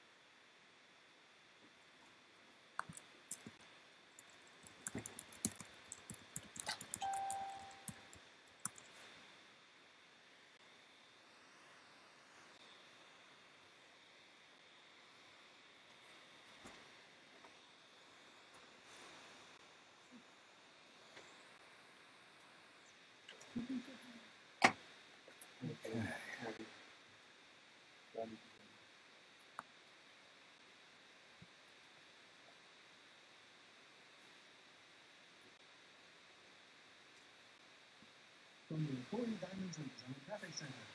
We did have an accident working on the outbound side of the road freeway. We put recap to the backing up into the downtown area. It's not clear, but things still might be slowed up and wind. We do have construction delayed outbound on the Southwest Freeway, approaching West Loop, but now the backup to the Freeway. I'm Stephen Cross. I'm 24 hours traffic. You can adjust that. This recorder has a headphone behind it too if it's too loud. This month, the participating multi-type stores, 5 coach roads, over 1 person product neighborhood. Okay, we'll get ready to go on. Minutes, folks. I'm here. Still have a delay. You tune in AM 950 or just Facebook Live, Twitter, Instagram, Twitch. Twitch, yeah. I'm on Twitch, YouTube, and every single one. Periscope. That's pretty cool. Periscope, which is Twitter and all of them. So, guys, you got questions? Oh, no. You should contact your attorney to obtain advice with respect to any particular issue or problem. The opinions expressed on the Eric Dick Show are that of the host and guests, and do not reflect the opinions of the station or iHeartMedia.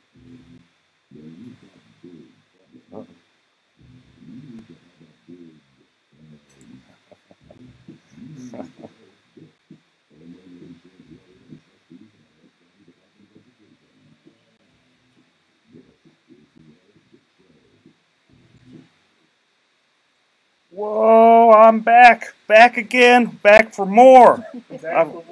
Oh boy, and I've got a number of great guests today.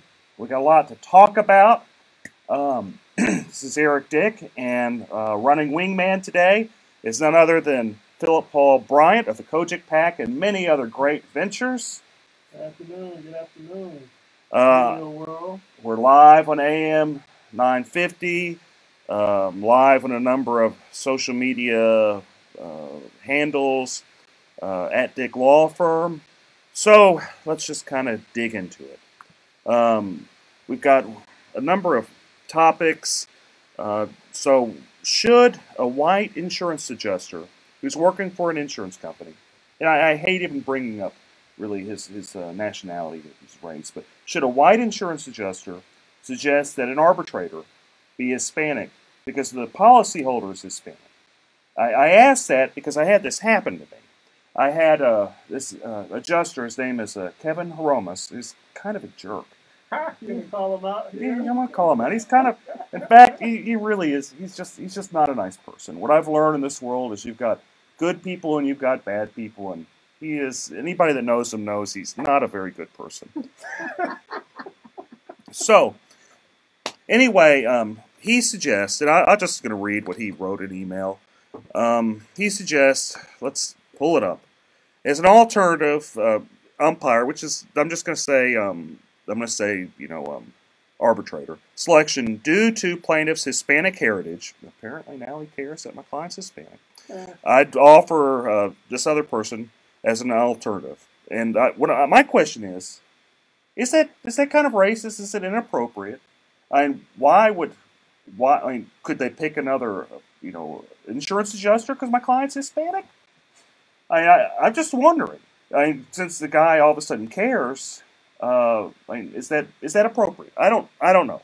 What do you think, Philip? Is it appropriate for an appraiser to request a umpire that's the same nationality as the client?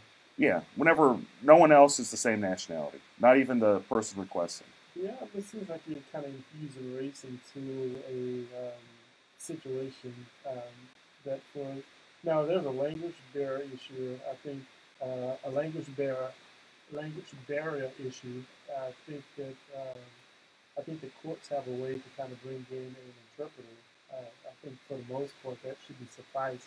I don't necessarily think that it's about a jury of your peers at this particular point. If your peers would be the same nationality, I think it's more so about making sure that you have an arbitrator that understands the law, the rules, that guide the policy, and kind of go from there. It shouldn't necessarily be based on a race.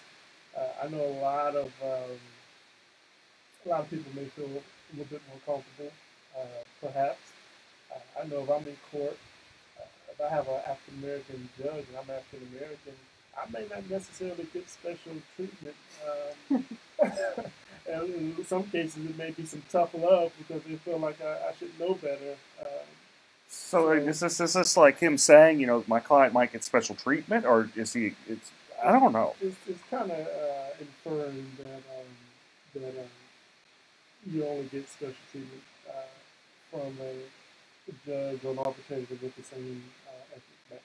Then another question I have is why would an insurance company even hire a joker like that? Because it sounds like they're setting them up for some type of lawsuit on being sued just for being racist. Well, the fact that he put that in writing is a little bit more concerning. I mean, even if you're thinking something, or even if that's your strategy, to actually send that over email, because from what I understand, you can actually have your email subpoenaed. I'm not an attorney, but you can have your email subpoenaed, as well as text messages these days.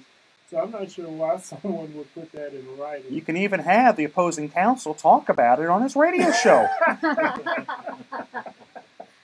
I mean, imagine that. Imagine that would happen. Yeah. Nothing on the internet safe from anybody. No. So Russell, you're a lawyer. You practice criminal law, family law. Special guest Russell. I think you may have forgot to introduce him. I know I am not a very good host. I'm sorry. I didn't have a number of. I should have had more Southern hospitality. Southern hospitality. I know I'm a jerk plaintiff's lawyer. They call me, reptilian, all this type of stuff. Perhaps you should have had a radio host that's the same nationality. They might have been. I know they might have been nicer. I'm sorry. So Russell, step up. Tell me what you think. Tell me about you. Tell me what you think about this. Hey, my name's Russell. I'm Russell Newman of Newman and Rodriguez Law Firm. I do mainly criminal and juvenile, but I have a partner and she does family. I think it's a very interesting issue. I have that come up a lot in cases, such as DWIs and such. I think the issue is, how is it framed? Does this person suggest that you have someone who's of the same race, or does he require someone of the same race? Why does he want someone of the same race? I think there's issues there within that have to be answered. I don't on its face love the idea, no, I don't. But I'd like to know the thinking behind it before I say it's absolutely inappropriate or is appropriate or is not or whatever. But on its face, yes, I do find it kind of disturbing. Well, why would you even go down that path? This is my first question. What does it matter their race? It doesn't. What is it? I'd hope in the current arbitrator's former county attorney Michael Fleming, who I can tell you personally, I could go up to him and tell him what I think, and he's going to say he don't care. He's going to make his own decision because that's just how he is. Period. And they just, I guess they'd rather. I don't know. It just seems. Hi, this is Eric Dick, and I think it's important that you know your rights. If your homeowner's insurance company has denied or underpaid your claim, you have the right to hire an attorney. You have the right to call me for free consultation at 833-7-RIGHTS. That's 833-7-RIGHTS. Don't let your homeowner's insurance company take advantage of you. Call me today at 833-7-RIGHTS. Has your homeowner's insurance claim been denied or underpaid? Call Dick Law Firm at 833-7-RIGHTS. Feeding rocks. It should not be a crime to feed the homeless. Feeding rocks. A good Samaritan shouldn't be punished for acts of kindness. Feeding rocks. Because it's more of a crime to turn your back on a starving person. Feeding rocks. You shouldn't go to jail for sharing food. Feeding rocks. You can't in good conscience let a hungry person starve. Feeding rocks. Help us legalize charity. Go online and sign the petition. www.feeding.rocks. Feeding Rocks.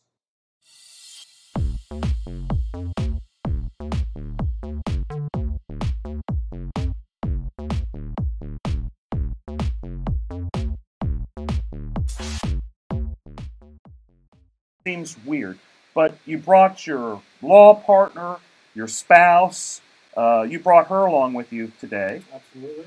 Can't do that. Yeah. And y'all share triplets, as we were talking about. They are 2.5 years old. I love them to death, and they are hastening my death at the same time too, probably. Well, that's you don't really. These are your first. First and only. 3 at a Yeah, time. it's just warming up, man.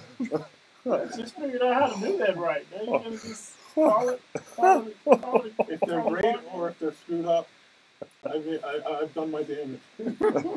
Having 3 at a time, that is a lot. What we were talking about. You're afraid they have another 3 at a time and end up with 6. Yeah. She may never be touched again. I sometimes joke with my spouse that having children is the best form of birth control. No, having 3 kids is the best form of birth control. That's very true. Oh, okay. Okay. We're going to take a little bit of a break. Talk more with Russell and Philip O'Brien about some other great topics. Thanks, guys. We'll be back.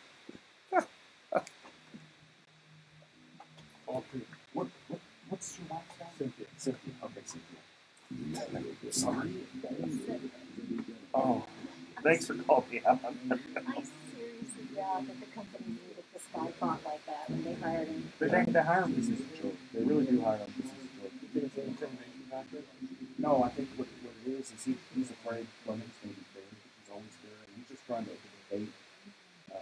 He's trying to bait the other person. But he's just wildly inappropriate. The guy's always wildly inappropriate. We do some stuff on having to deal with somebody's adjusters is just insane. they go crazy, and of course it's their bottom line. The least amount that they give you, the better it is for their company to head on. But it becomes ridiculous, like after a point. Well, essentially the job is to do it. That's the main goal, is to make them fair as they could be so that they can save more money for their company. That's true. That's true. If they were fair, I'd probably be out of business. Because they wouldn't need you. No, they wouldn't be. Full-time radio host here. Oh, yeah. Starving full-time radio host. Hey guys, thanks for tuning in. Oh man. Okay. Ours is still streaming. I don't know how to call it. Oh, it's gonna stream all the way through. Well, mine is on my phone. I'm streaming all this. Okay. A lot of people asking about the propositions. Oh, we can talk about the propositions. You know how I feel about the firefighters. I haven't seen a bunch of great people joining in. Okay. Oh man, we got a great crowd. Okay. Oh, so maybe let's go back. Go back with the State Farm having to pay $250,000 and Green $250,000. $250 million. A little too $250,000 in the $250 million for Judge Dixon.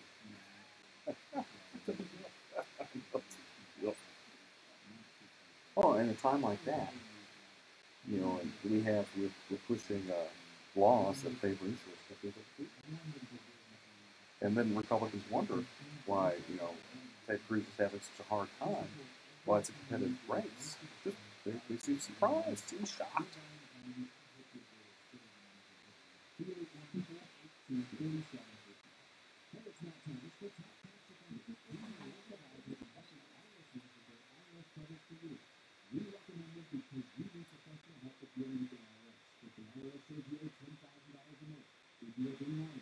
You can hear pretty well something of the background. Oh, I can hear it. No, I just hear you guys. I mean, Oh my god. Oh my gosh. I don't even know. I didn't even pay attention. Once it started, I was listening and laughing. It's a good show. Feel free to jump in. We talk smack for a little bit. Oh, I was laughing. Oh man. I'm still, to be fair, I have two kids, a 5-year-old and a 2-year-old. I can just imagine having three-year-olds, three-year-olds. Two and a half. So they're doing the Trouble Twos right now? Oh, yes. Okay. I'm back with Eric Dick on my little show we got here with Philip Paul Bryant running shotgun. We've got a great law couple, Russell and Cynthia. Was it Newman? So then we're talking law and politics, because that is just the most fun stuff to talk about on a Saturday afternoon, folks. It's just great. Okay, so what I saw in the news some time back is State Farm agreed to pay $250 million, not thousand, not hundred. $250 million. A $250 million. $250 million, and the allegations were that they fixed the judge. When I say fix the judge, there's an underlining case, and they got that judge kicked out to get another judge that they pretty much paid for to kick out a meritorious case, and they got sued over that and settled it for $250 million. Yeah, this was Illinois. You know how to do Chicago politics style, right? I think it was the state Supreme Court. From what I saw, it was a state Supreme Court case. A judge was originally, I guess he was an appellate judge in the circuit court for a little bit, and then I guess when the seat came open, They threw, looks like it was about $5 or $6 million behind this campaign. $5 or To the $6 Supreme Court. million with the M. Bigger question is, can we get some of these State Farm PACs to donate to some of our judges? Just kidding. Just How kidding. about donating to us? Well, I think okay. So let's break this down a little bit, because this could go a lot of different ways. So you've got an insurance company, the biggest one in the nation. People wonder why I jump up and down and say, "Don't get State Farm; it's the worst one." All my newsletters, number one, say State Farm. They're vindictive. They're going to find any way to take advantage of you. I love their commercials, though, man. I mean, have you seen their commercials? It's good stuff. It is good stuff. You put your heels together and then say, and they're there when they need the money, but whenever it's time to pay the claim, apparently they aren't. They say, too bad, so sad, call your dad, go sue us. And if you get a good judge, then they're going to pay $5 billion to kick out that judge to get someone else. It seems like, it looks like there was an original case that I guess the plaintiffs won about $8 billion. And so the case was already won, and it looks like they went back, got this judge on the bench, and allowed this judge to then go back and undo the case. Well, of course. That's pretty gangster, even for Chicago, even for Illinois. That's pretty gangster stuff. Cheaper than paying $8 billion. Just a little. Absolutely. What do you think about that, Russell? What do you think about State Farm trying to fix a judge? We see that going on in Harris County in the criminal courts.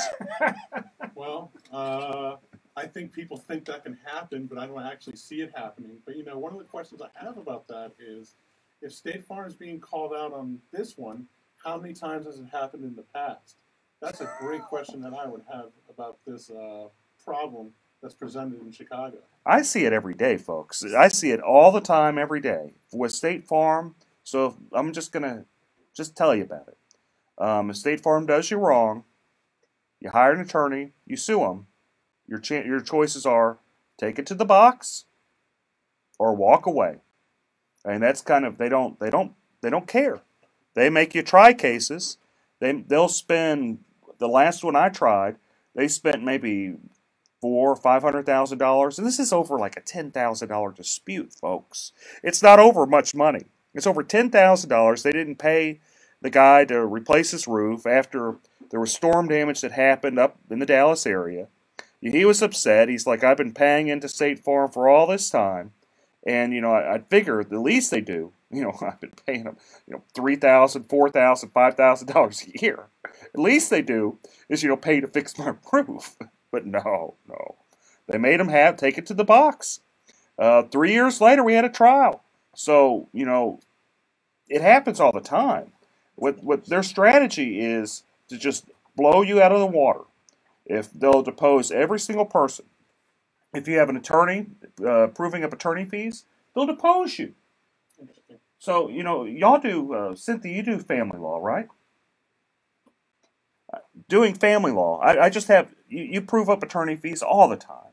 Either the husband will say, you made me do this stuff as a portion of equity since we're married, pay for my attorney fees. Or the wife, or there'll be a child support little fight. And it's like, you're making me have to do this, pay up my attorney fees. That's correct. Happens all the time, every day.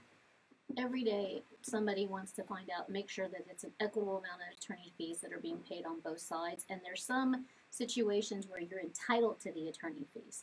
So if you file a motion for enforcement and you're successful, and when I say enforcement, that means, let's say your baby mama, to use a phrase, is not allowing you to see your kids according to an order. Well, judges don't like that, especially here in Harris County. We've got some really great family law judges on the bench right now. We do. And you're entitled to your attorney's fees if that judge feels that there was a violation of that order. So in those cases, how many of those cases have you seen? Just a guess. How many have you done in your life of those type of cases? I can't even count it. Like thousands, tens of thousands? I wouldn't say thousands. I'm not that old. But you'd say hundreds, like I would say probably about 100 at this point. Right, and then each week you've seen it 2, 3, 4 times, right? Yes, at least each week, 2, 3, just depending on our schedules. How many times has the opposing counsel thought it would be a good idea to depose someone over the attorney fees.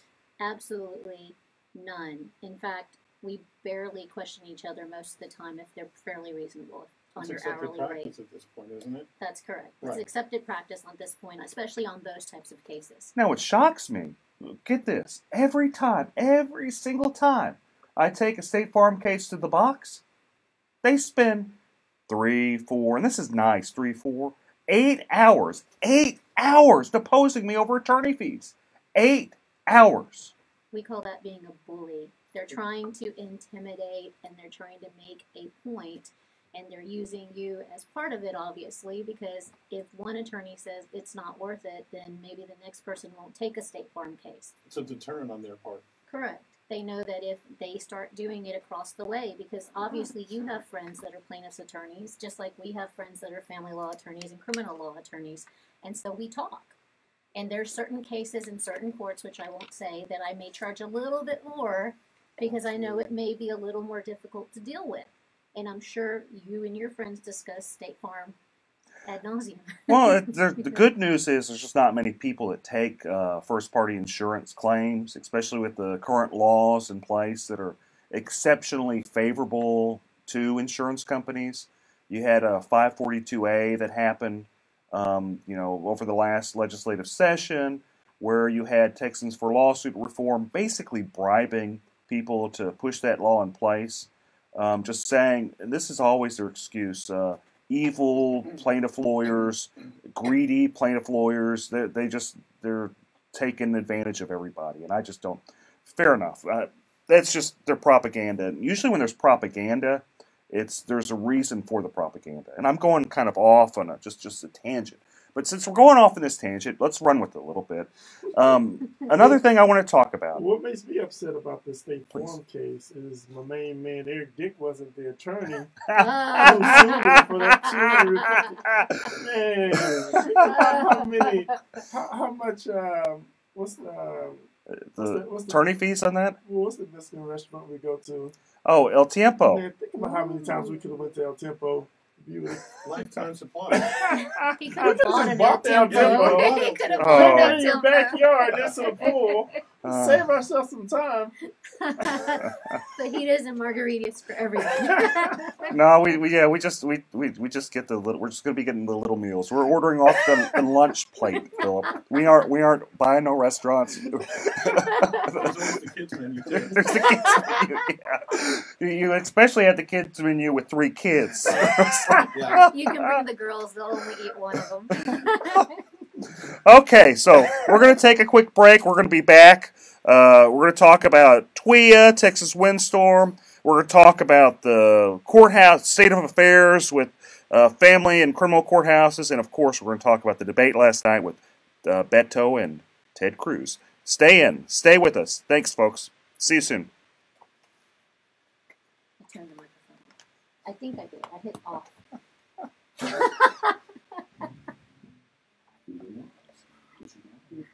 Oh, man. That was funny. That was. Oh, man. That's a problem. No, I've been doing this 100 ounces of water a day, trying to make sure I stay hydrated, and I'm like, because it helps with your intake of food as well. So yeah, it fills me up, and so it doesn't bode well for sitting anywhere for an hour or two. But. I was try to. I get really bad reflux, so I try to drink water and eat healthy. Avoid all the stuff you like, everything that's good, Exactly. everything that tastes good. This is bad for me. Hi, this is Eric Dick, and I think it's important that you know your rights. If your homeowner's insurance company has denied or underpaid your claim, you have the right to hire an attorney. You have the right to call me for free consultation at 833-7-RIGHTS. That's 833-7-RIGHTS. Don't let your homeowner's insurance company take advantage of you. Call me today at 833-7-RIGHTS. Has your homeowner's insurance claim been denied or underpaid? Call Dick Law Firm at 833-7-RIGHTS. Feeding rocks. It should not be a crime to feed the homeless. Feeding rocks. A good Samaritan shouldn't be punished for acts of kindness. Feeding rocks, because it's more of a crime to turn your back on a starving person. Feeding rocks, you shouldn't go to jail for sharing food. Feeding rocks, you can't in good conscience let a hungry person starve. Feeding rocks, help us legalize charity. Go online and sign the petition. www.feeding.rocks. Feeding rocks.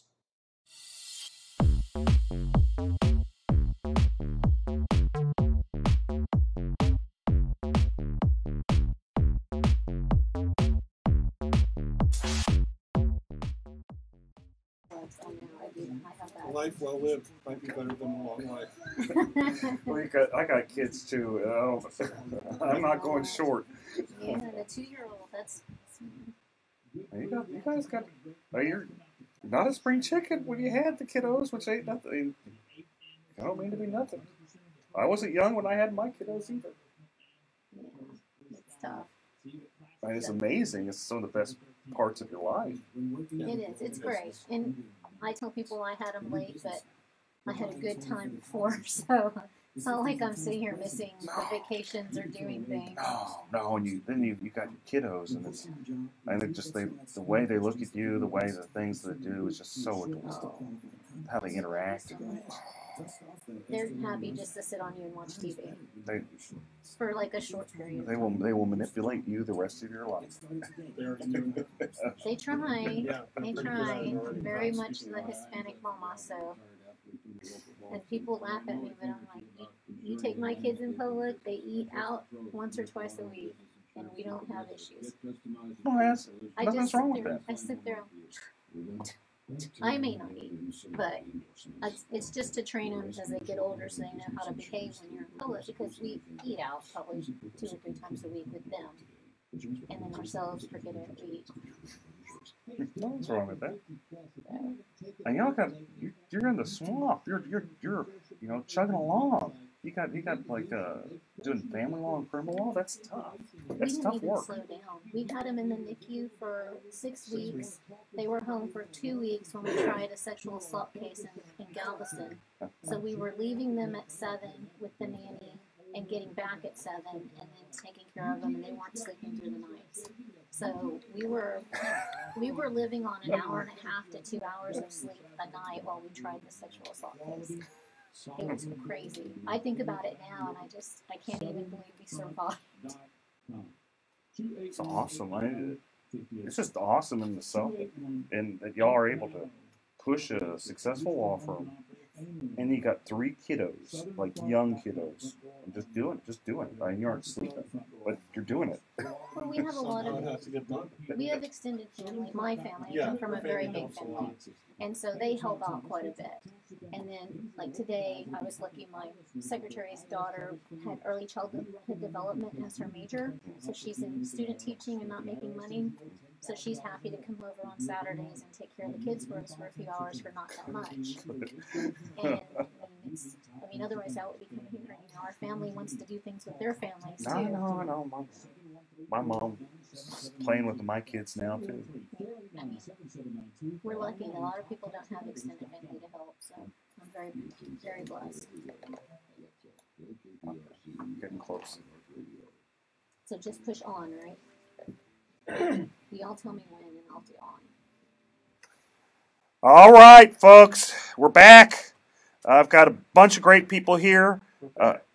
Philip Paul Bryant, Russell, and Cynthia Newman. Hello. Great family and criminal law here in Houston. And let's talk about Texas windstorm, whether it's worth it, whether we should get rid of it. Let's kind of go a little background. Texas Windstorm is the insurance company of last resort along the coast. Laws changed maybe in 2000, let's say 5, making it pretty difficult to get Texas Windstorm to actually pay a claim. You have a lot of articles happening, a lot of people suing, saying that Texas Windstorm, they sent out an initial adjuster saying that the damage was like $80,000. Then that was too much, and they had to send out like a new adjuster to come back and just knock the number down to like $15,000. My question is this: should we even have Texas Windstorm? Why are we paying the money on this? If they're ripping people off, Why do we even have it?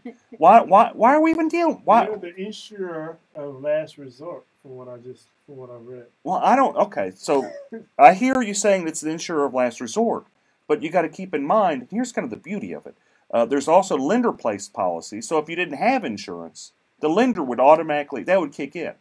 And I'm not saying it's better because actually it might be like just slightly better if you're able to sue them. They always argue that you don't have standing, but it's much better insurance than Texas windstorm because it's comprehensive, and I'm sure there's the same level of corruptions there. I'm not doubting that, but I guess the question is it better? Because I'm not even sure. What do you think, Philip? So this is something that taxpayers have to pay for. Mm-hmm. Yes. Oh yeah. And it kicks in if your current policy doesn't work. No, if you are off the Gulf Coast and you want insurance, there are some insurance companies now that do sell. Private insurance companies. Swift is one. Just an interesting name for insurance company on the Gulf Coast. But there are some private insurance companies that are selling on the Gulf Coast. If you are not able to get them, then if you have a mortgage company or what have you, they're going to force you to get insurance. If you're denied. No. If you can't get insurance, or if you'd end up getting it from someone like TWIA. And so that's kind of what it is. What do you think, Russell? I honestly don't see the point. I kind of agree with you. What are we getting out of this? I mean, is there a tangible asset that we see in TWIA that we wouldn't see if we didn't have it? I don't know. Cynthia, what do you think? Well, it sounds like they are paying some, they're just not paying all. Is that correct? The allegations are there's a law firm that sued them, done depositions, where what happened is initially they'd say like the damages are like $80,000, and then they wouldn't like that, so they'd go back and they'd send another expert and say, no, that's too much, let's knock it down to 15. Okay, and so the issue is whether or not that's, I guess it's, if they can't get it from anyone else, would you think 15,000 is better than none? How much are you paying for the insurance would be my question. Are you paying $3,000, $4,000, $5,000, $8,000 a year for the insurance? If you are, save your money. That's true. Well, that's similar to being forced to have any kind of health care insurance I as think well. about insurance in general. For some people, they pay whatever the penalty is. It's $600 to $1,000 or something like that, versus you don't want to know what we pay every month. No, it's probably similar to what I pay every month. And so that's part of the issue is just, is it worth it in the long run when you save it? I guess when you, depending on how much they're going to pay, but if the history is that they're not going to be covering these, then no. I mean, you can save your $1,000, $1,200 a month, and you just put that $15,000 towards whatever damage you end up getting. And if you have a mortgage company, the mortgage company is going to charge you for lender-placed policy, which that will pay because the mortgage company is going to want the house fixed. Correct. I don't know if they'll pay right. They probably won't pay right, but I imagine they'd pay something. They'd at least pay enough. I'd hope that. Well, who knows? I imagine. I've had cases where the lender-placed policy didn't pay stuff, so maybe I'm just too hopeful. Maybe I'm just too optimistic. I wonder if it's really that much every month, because it makes me think kind of something synonymous with us. We live in a flood zone, so we have to pay flood insurance, and we pay, and it's going up over the last few years, and it is, I think, $1,600 this year. So $1,600 over the 12 months, and if you pay that for this type of insurance, if you get $15,000 for damage, that may be worth it. So what's fascinating about flood insurance? Sit around and wait for FEMA. That's something. That's a legitimate point. Oh, we're sorry. You'll be waiting around for quite a while. The Red Cross is good for 500, I think. So what's interesting about NFIP, if we're going to go into a little bit, it's a government subsidized program where you have businesses, individuals purchasing insurance that, when I say subsidized, in theory, they're supposed to pay out more than they collect, and they probably do. I don't doubt it. But having said all that, what my issue with NFIP is, I don't understand why they offer it to the business community, to school districts, to stuff like that. Whenever you can actually buy insurance on the private market flood insurance, and it's not that much more. So that's kind of another, I kind of wonder about that. And I'm going on a side note. Russell, tell me the state of affairs in, the criminal courthouses in Harris County. Well, it's a pretty big cluster. It's a big problem. I think in what's been over a year, they have done nothing to ameliorate the situation.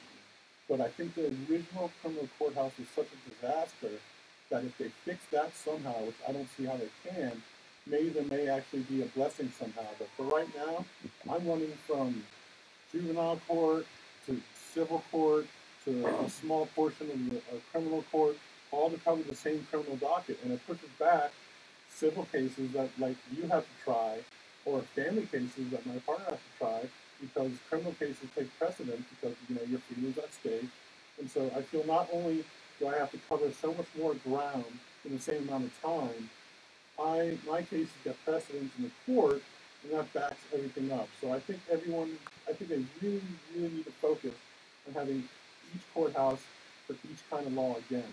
But I think we're moving very slowly and haven't seen any improvement, and it kind of gets me down because I don't know what Harris County is doing to fix the building. Aren't they still using parts of the building? Because I know a family that they had a case down there, and it seems like they kind of redirected it automatically when you go to the criminal court. They tell you to go to the civil court, even though they're having some criminal court cases in the criminal court. What's going on? What do you think, Cynthia? They may try the cases in different courts. So let's say for regular settings, you have regular court appearances, you go to the civil courthouse. Right. Well, one day you may show up, if you're set for trial, they're going to send you back to another courthouse to actually try the case. So it can get confusing for people, and they have now opened up the 20th floor. A couple floors. Probably 17 through 20. Of the main criminal courthouse, Which is the on courthouse, 201 Franklin. Which is the courthouse floor that was the least affected. What they're saying is it's the easiest ones to open. But they're saying the other ones are so far from being open that they're not even optimistic for So they're just kind of doing one floor at a time as far as this? I think they're opening the floors that were not destroyed. They're saying the other floors have been so damaged that they can't open them anytime soon without major construction. Well, and what the background here, if folks are just tuning in, they don't understand what we're talking about, is the civil courthouses, more specifically, the criminal courthouse got flooded, just something severe from Hurricane Harvey. There was a basement, doors. I think they had some roof problems. Sprinklers went off. It wasn't roof problems. I actually remember this quite well because they asked me a little bit about the insurance. So, oh no, okay. And Chris Daniel was on here last week, and I know he's hustling. He's doing what he can, but there's only so much the district court can do. It's He's really a great district court to deal with. I don't even know the man personally, but if I have problems on cases, he answers my messaging on Facebook. I know. It's just amazing. Yeah, he hustles. So criminal courthouse flooded. All the cases got moved over to the civil courthouse. The old family courthouse, is it even being used anymore? Yeah, it's being used for misdemeanors right now. The civil courthouse is felonies, and the old family courthouse is being misdemeanors. Misdemeanors and 40 courts, which are the OAG courts. Child support. Yeah, the child support, the Title 4D, or the Attorney General brings them for to pay child support. Yeah. So what kind of cases do you do, Russell? I've tried everything from Class C tickets to murder. I mean, Got a murder case? Yeah, sure. DWIs, ag assaults. DWI, you could have represented Vito. Yeah, right. And you know what? If I did, no one would know about it. Well, we'll get into that. That might be a good segue. So if people want to find out about you, Russell, where do they look? Well, you can type in my name in Google, and the first thing that comes up is my website, but officially it's newmanandrodriguez.com, and it gives us a little dossier about who we are, and we're just fighters. We fight our cases. We don't plead. We rarely work them out, and we come out on top if you hire us. Perfect. Hang out between the courts and watch them run from one court to another. Absolutely. That's awesome. We're going to be right back, folks. Stay tuned. We're going to talk about Beto versus Cruz, the debate. Thanks, guys.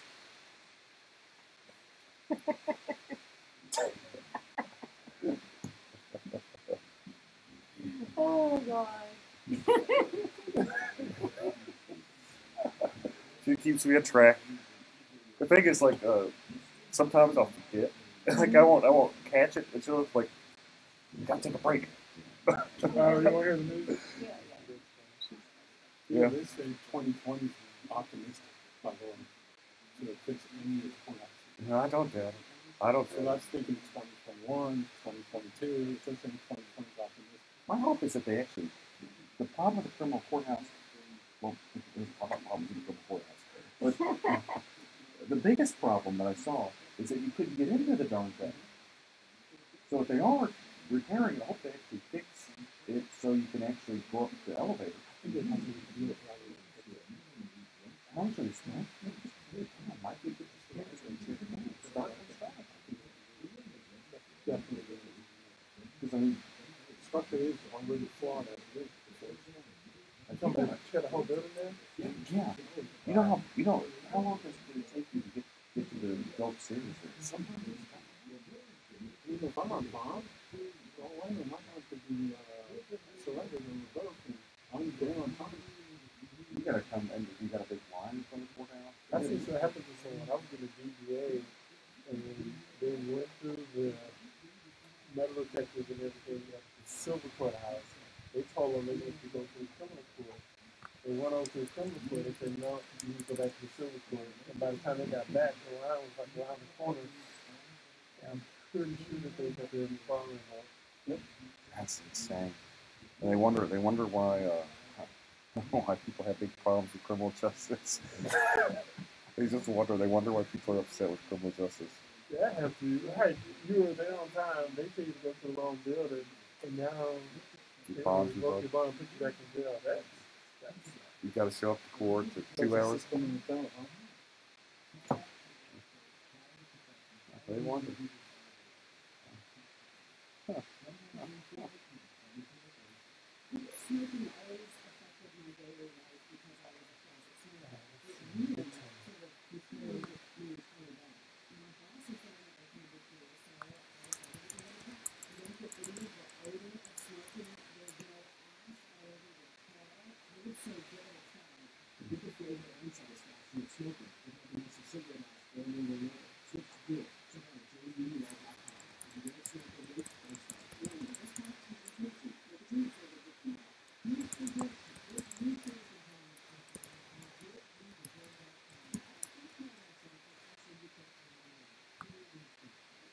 Hi, this is Eric Dick, and I think it's important that you know your rights. If your homeowner's insurance company has denied or underpaid your claim, you have the right to hire an attorney. You have the right to call me for a free consultation at 833-7-RIGHTS. That's 833-7-RIGHTS. Don't let your homeowner's insurance company take advantage of you.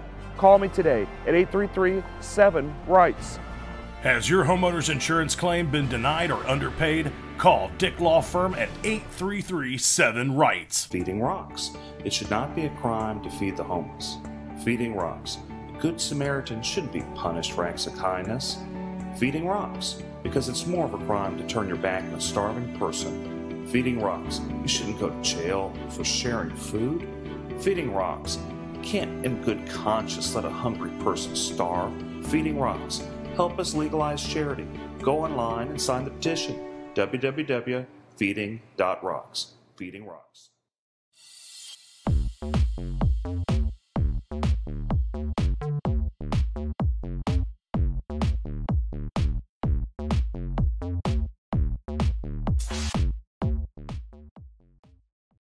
A Houston man tonight is taking on the city of Houston. He is suing, saying he has the constitutional right to feed the homeless this Thanksgiving and any other day that he chooses. Fox 26's Domely Keith is live at Houston City Hall with more details on this. Domely? Yeah, you may remember the charitable feeding ban went into effect a few years ago, making it illegal to feed the homeless. Well, Philip Paul Bryant says it shouldn't be against the law to give food to someone in need. He says it should be the other way around, a crime not to give. Of just trying to make sure a fellow human doesn't starve. It sounds simple enough. We aren't asking for anything else than to be able to give food to those that are less fortunate.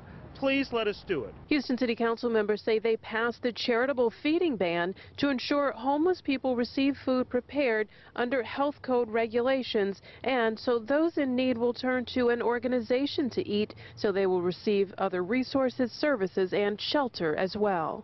Many of them take probably no more than 150 people.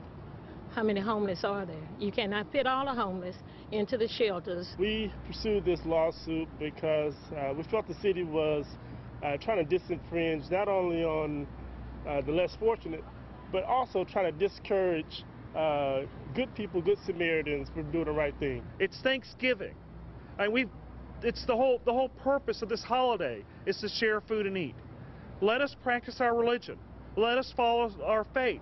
That's all we're asking. If someone doesn't give them food, they won't have food to eat that night. Brian says a number of groups wanting to set up outdoors and feed the homeless this Thanksgiving are discouraged for fear of being punished by the police. There's going to be a lot of people who are on that border of saying, yeah, do we feed them, do we not feed them, do we want to go to jail, do we want to get a ticket? Now, those who want to gather and feed the homeless have to first get permission from the city, and depending on where you plan to set up, you'll have to get permission from the property owner as well. There is a $500 fine for violating the ban, and you could go to jail if you don't pay that fine. We're live in downtown Houston. I'm Damalie Keith, Fox 26 News. A local pastor is fed up, and he's challenging the Houston homeless feeding ordinance. And the city requires you to get a permit if you are going to share food. He can't get a permit because he doesn't know where he's going to share food. Philip Paul Bryant regularly keeps cans of tuna and water bottles in his car to hand out to homeless people. But under the current city ordinance, he's breaking the law. His attorney says Bryant does this because his faith teaches him to help the less fortunate. This law that's in place, it's a mean-spirited law. It's against, charity. It's against kindness. It's against doing the right thing. Eric Dick says they plan to fight this till the mayor and city officials overturn what some believe is a misguided ordinance.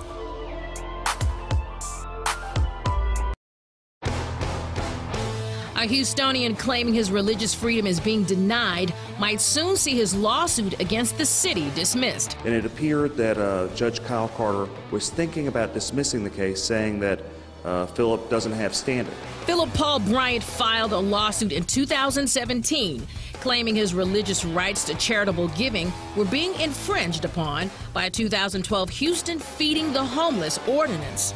In the city of Houston, you can give 5 homeless people a sandwich, but that 6th sandwich, that's the one that will cost you. Could be fined $500 to $2,000, or you can even take the risk with going to jail. According to his attorney, Eric Dick, Bryant's case may not find a home in Harris County Civil Court. They're saying that my client, he waited over a year to file a lawsuit since he found out about the law. If people just found out about the law and they want to sue the city for this illegal act, I'm happy to represent them for free. I think that it's a mean world whenever acts of charity are criminal. To be fair, the ordinance doesn't outright ban the giving of food to the homeless.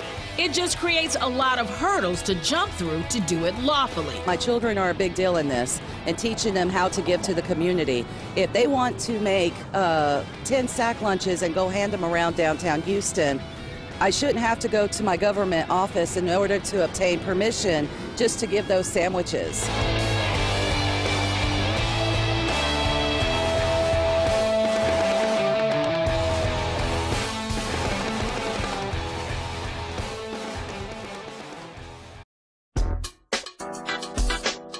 Breaking the law, one meal at a time, feeding the homeless. It is morally wrong to make it a crime to give food. A Houston man who feeds the homeless because of his faith is suing the city, challenging the established charitable feeding ban. The often debated ordinance has banned sharing food in public groups of more than 5 people without city permission since 2012. The city says you can give food to 5 people, not 6. What are you supposed to tell the 6th person? I met my quota today? The city wants to dismiss Philip Paul Bryant's lawsuit. That's a crime? What does this world come to? It's a sad day whenever trying to prevent a fellow human from starving is a crime. The city says the ordinance aims to curb trespassing and littering, both of which were already prohibited in the municipal code prior to the passing of the ordinance. While some Houstonians are in support of the lawsuit, I really hope he wins his case, and I really hope they lift those sanctions so we can be able to give more to the needy. So if you're willing to help more than 5 homeless people, you should be able to do that. some even challenge the city's support of their citizens. The city isn't going to take care of their homeless people. That's their people. Somebody got to take care of them. So why can't we take care of them? A question Houstonians will continue to ask as long as the ban remains.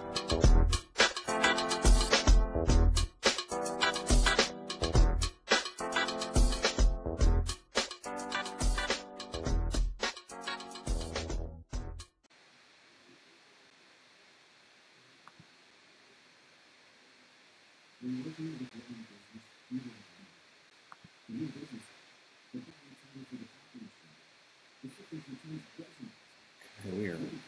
So what it is working. Periscope, YouTube, Facebook, streaming, Twitch. Okay. How you guys on Instagram doing? Thumbs up?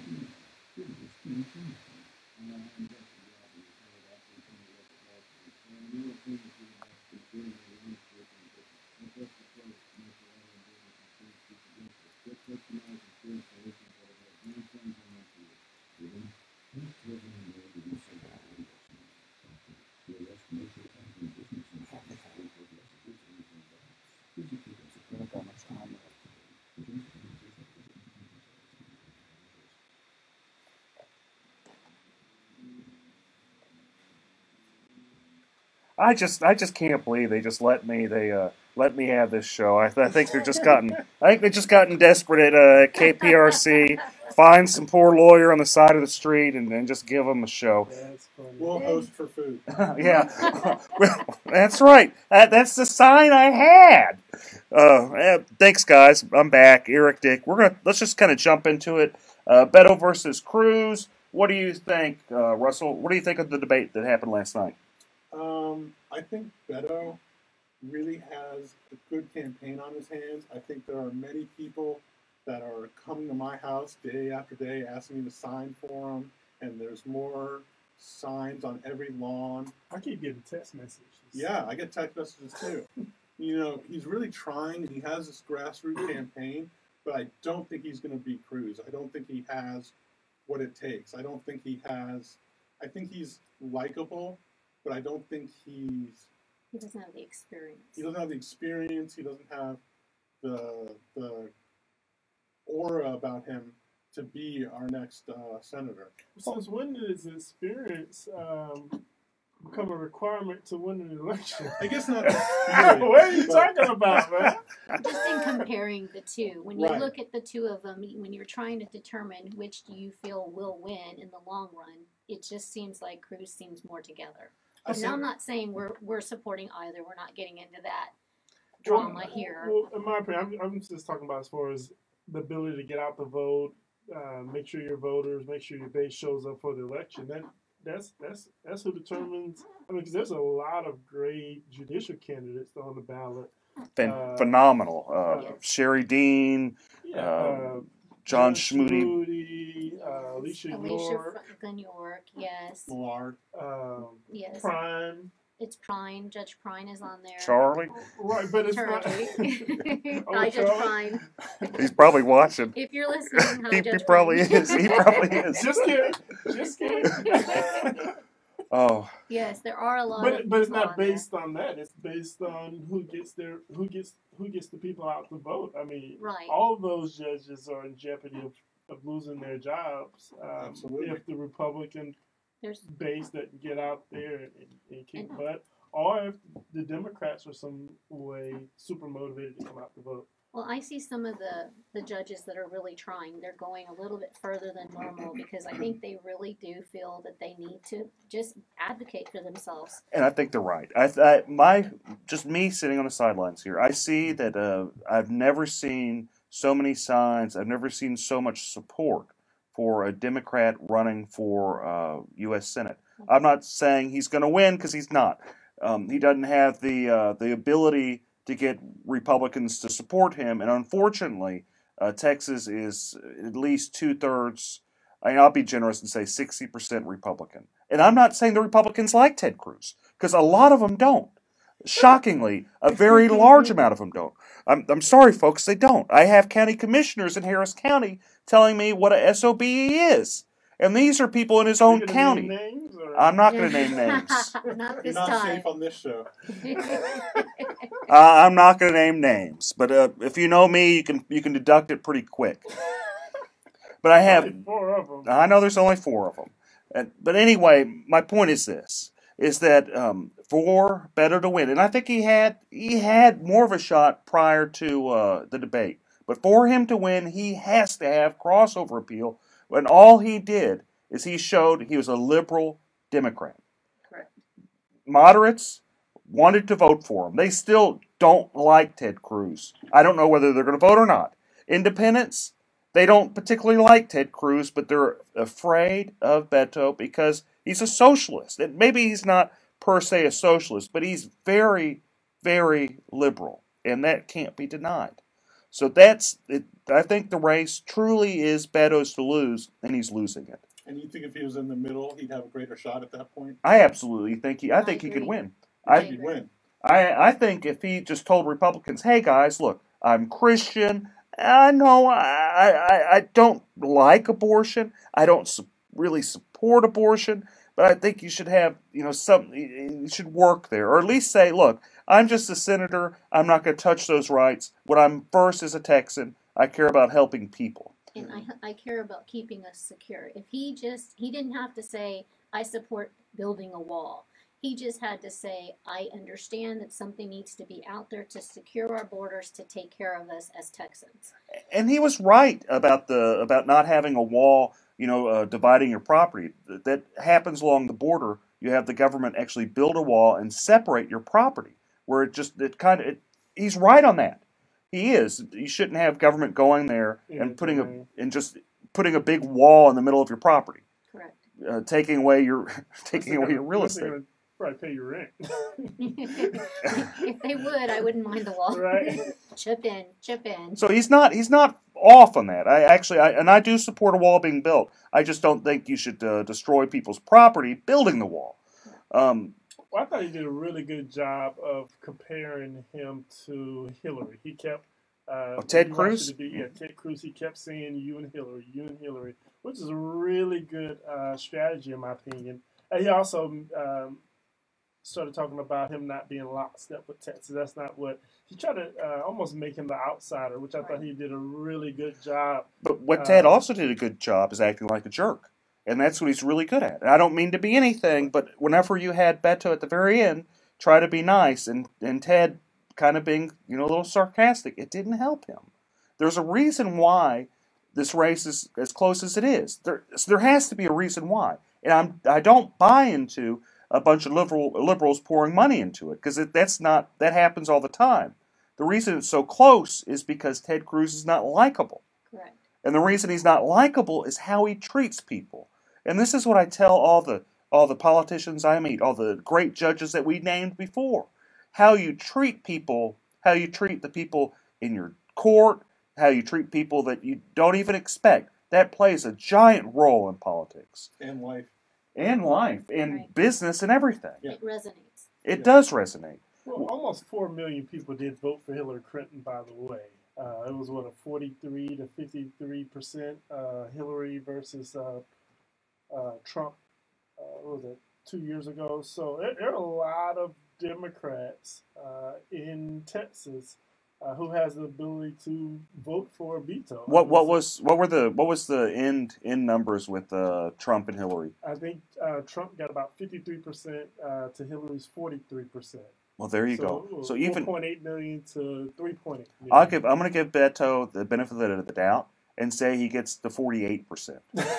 Well, and that's the thing. That's the whole point that Eric's making, is that even if he needs to do something to make himself more likable to some of the Republicans that are on the fence, or the independents, because even if he gets what Hillary got, he's not going to win. But that line was you're still talking about half of the state. So, in my opinion, a large portion of where Hillary votes came from was the same area that Cruz is on. Well, what I think Eric is saying is that Cruz is vulnerable right now, and Beto could do a better job of grabbing the people that are on the fence by being more moderate, but he's not doing that. He has a shot, and he's not taking it. That's what I think. That's exactly what I'm saying. But I don't think Beto is. I think he comes off as a nice guy, as a passionate guy. Right. I disagree with him strongly on a number of issues, but I think personality only goes so far. Though he has a good personality, he'd have to at least not scare Republicans, even just people that dislike Ted Cruz, to think that even though we dislike Ted Cruz strongly, we might dislike you more. That's basically that's it. Well, you can't underestimate speeches and likability. There was a young black fella a couple of years back who won the presidency a couple times. But he didn't win Texas. He won Harris County, and I will note. I'm not saying Beto won't win Harris County, and this is what we'll kind of maybe end on this. Is that we have some really, really great people on the Republican side running for office.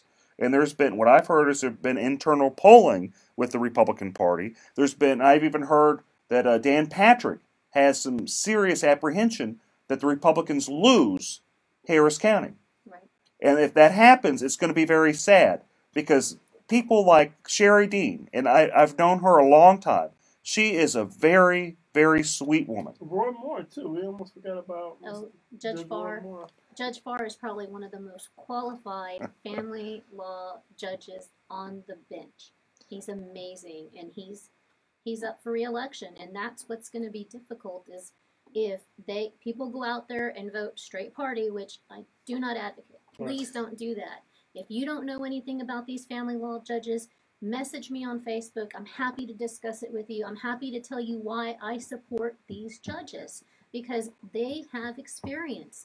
They do well. They do their job in such a manner that you are proud to work in Harris County. Thank you guys so much for tuning in. I'll see you next week. You guys have a great weekend. Thank you. Thanks. Sorry. That's okay. I talk way too much. Everyone, thanks for tuning in. Hope to hear from you soon. Hope to hear your comments. Thank you. Bye. Thanks a lot, everybody. We appreciate you watching.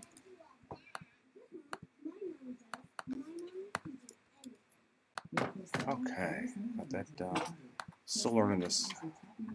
Hi, this is Eric Dick, and I think it's important that you know your rights. If your homeowner's insurance company has denied or underpaid your claim, you have the right to hire an attorney. You have the right to call me for a free consultation at 833-7-RIGHTS. That's 833-7-RIGHTS. Don't let your homeowner's insurance company take advantage of you. Call me today at 833-7-RIGHTS. Has your homeowner's insurance claim been denied or underpaid? Call Dick Law Firm at 833-7-RIGHTS. Feeding rocks. It should not be a crime to feed the homeless. Feeding rocks. A good Samaritan shouldn't be punished for acts of kindness. Feeding rocks. Because it's more of a crime to turn your back on a starving person. Feeding rocks. You shouldn't go to jail for sharing food. Feeding rocks. You can't in good conscience let a hungry person starve. Feeding rocks. Help us legalize charity. Go online and sign the petition. www.feeding.rocks. Feeding Rocks.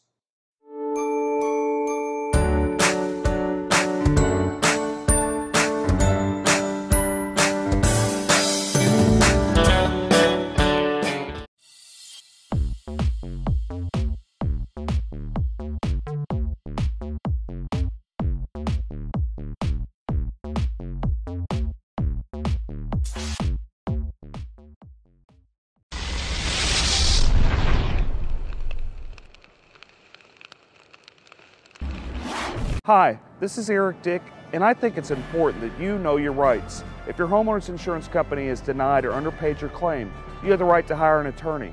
You have the right to call me for a free consultation at 833-7-RIGHTS. That's 833-7-RIGHTS. Don't let your homeowner's insurance company take advantage of you. Call me today at 833-7-RIGHTS. Has your homeowner's insurance claim been denied or underpaid? Call Dick Law Firm at 833-7-RIGHTS. Feeding rocks. It should not be a crime to feed the homeless. Feeding rocks. A good Samaritan shouldn't be punished for acts of kindness. Feeding rocks. Because it's more of a crime to turn your back on a starving person. Feeding rocks. You shouldn't go to jail for sharing food. Feeding rocks. You can't in good conscience let a hungry person starve. Feeding rocks. Help us legalize charity. Go online and sign the petition. www.feeding.rocks. Feeding rocks. Property damage from Hurricane Harvey is devastating. That pain has been made worse by your insurance company underpaying or outright denying your claim, sometimes without even inspecting your home. I'm attorney Eric Dick, and it's my job to make insurance companies accountable. If you feel you've been taken advantage of by a greedy insurance company, call me today at 833-3-HARVEY, 833-3-HARVEY. That's 833-3-HARVEY. Call me right now.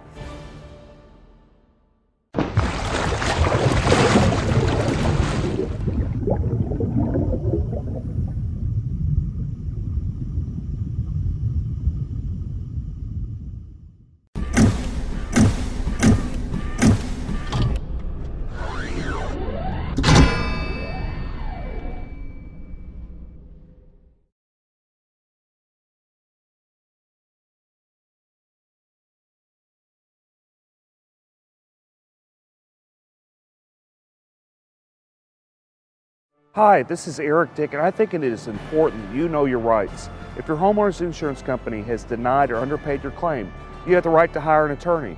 You have the right to call me for a free consultation at 833-7-RIGHTS. That's 833-7-RIGHTS. Don't let your homeowner's insurance company take advantage of you. Call me today at 833-7-RIGHTS. Has your homeowner's insurance claim been denied or underpaid? Call Dick Law Firm at 833-7-RIGHTS.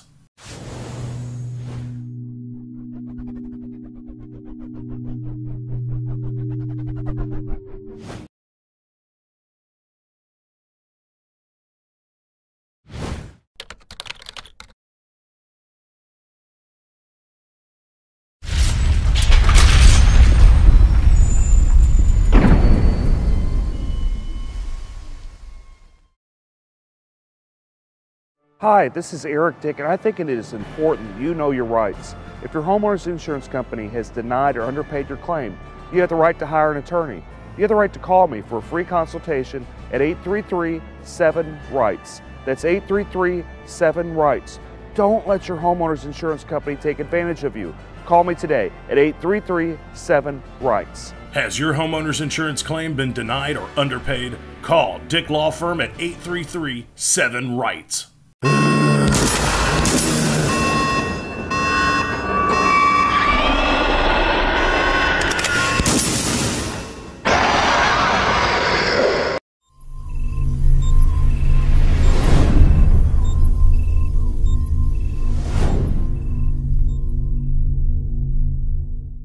Hi, this is Eric Dick, and I think it is important that you know your rights. If your homeowner's insurance company has denied or underpaid your claim, you have the right to hire an attorney.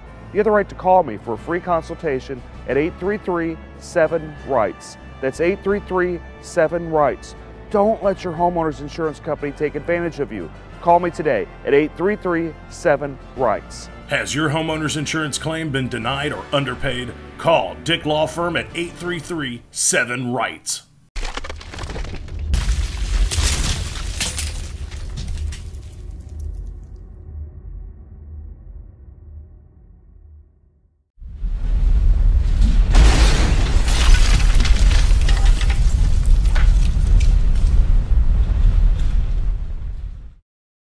Hi, this is Eric Dick, and I think it is important that you know your rights. If your homeowner's insurance company has denied or underpaid your claim, you have the right to hire an attorney. You have the right to call me for a free consultation at 833-7-RIGHTS. That's 833-7-RIGHTS. Don't let your homeowner's insurance company take advantage of you. Call me today at 833-7-RIGHTS. Has your homeowner's insurance claim been denied or underpaid? Call Dick Law Firm at 833-7-RIGHTS.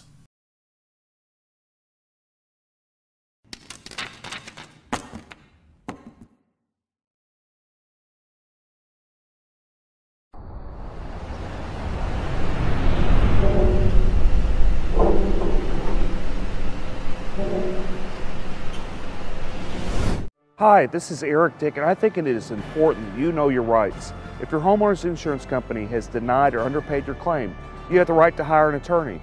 You have the right to call me for a free consultation at 833-7-RIGHTS. That's 833-7-RIGHTS.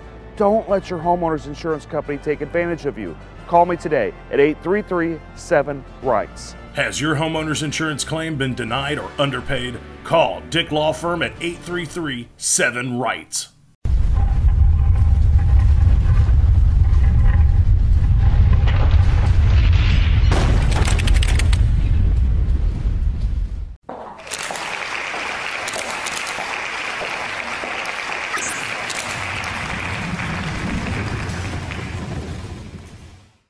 Hi, this is Eric Dick, and I think it is important that you know your rights. If your homeowner's insurance company has denied or underpaid your claim, you have the right to hire an attorney.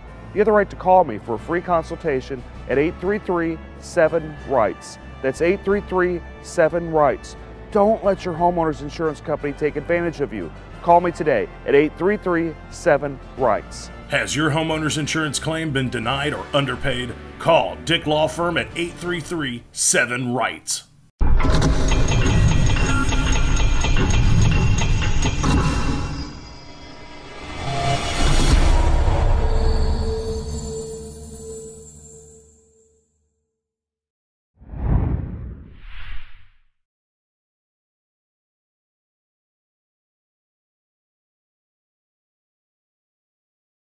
Hi, this is Eric Dick, and I think it is important that you know your rights. If your homeowner's insurance company has denied or underpaid your claim, you have the right to hire an attorney.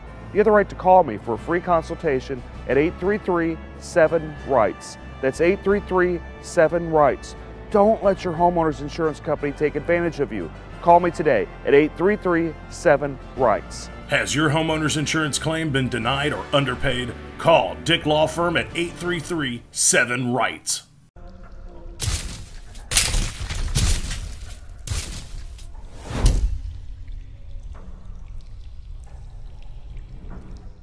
Hi, this is Eric Dick, and I think it is important that you know your rights. If your homeowner's insurance company has denied or underpaid your claim, you have the right to hire an attorney. You have the right to call me for a free consultation at 833-7-RIGHTS. That's 833-7-RIGHTS.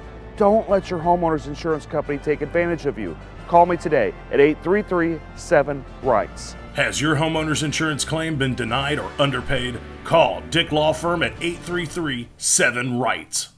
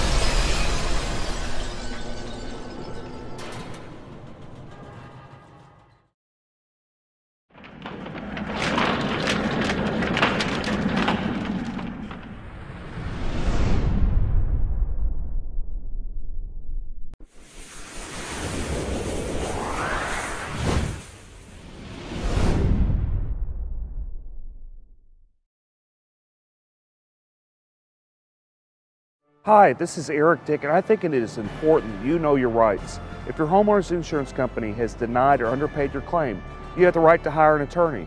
You have the right to call me for a free consultation at 833-7-RIGHTS. That's 833-7-RIGHTS. Don't let your homeowner's insurance company take advantage of you.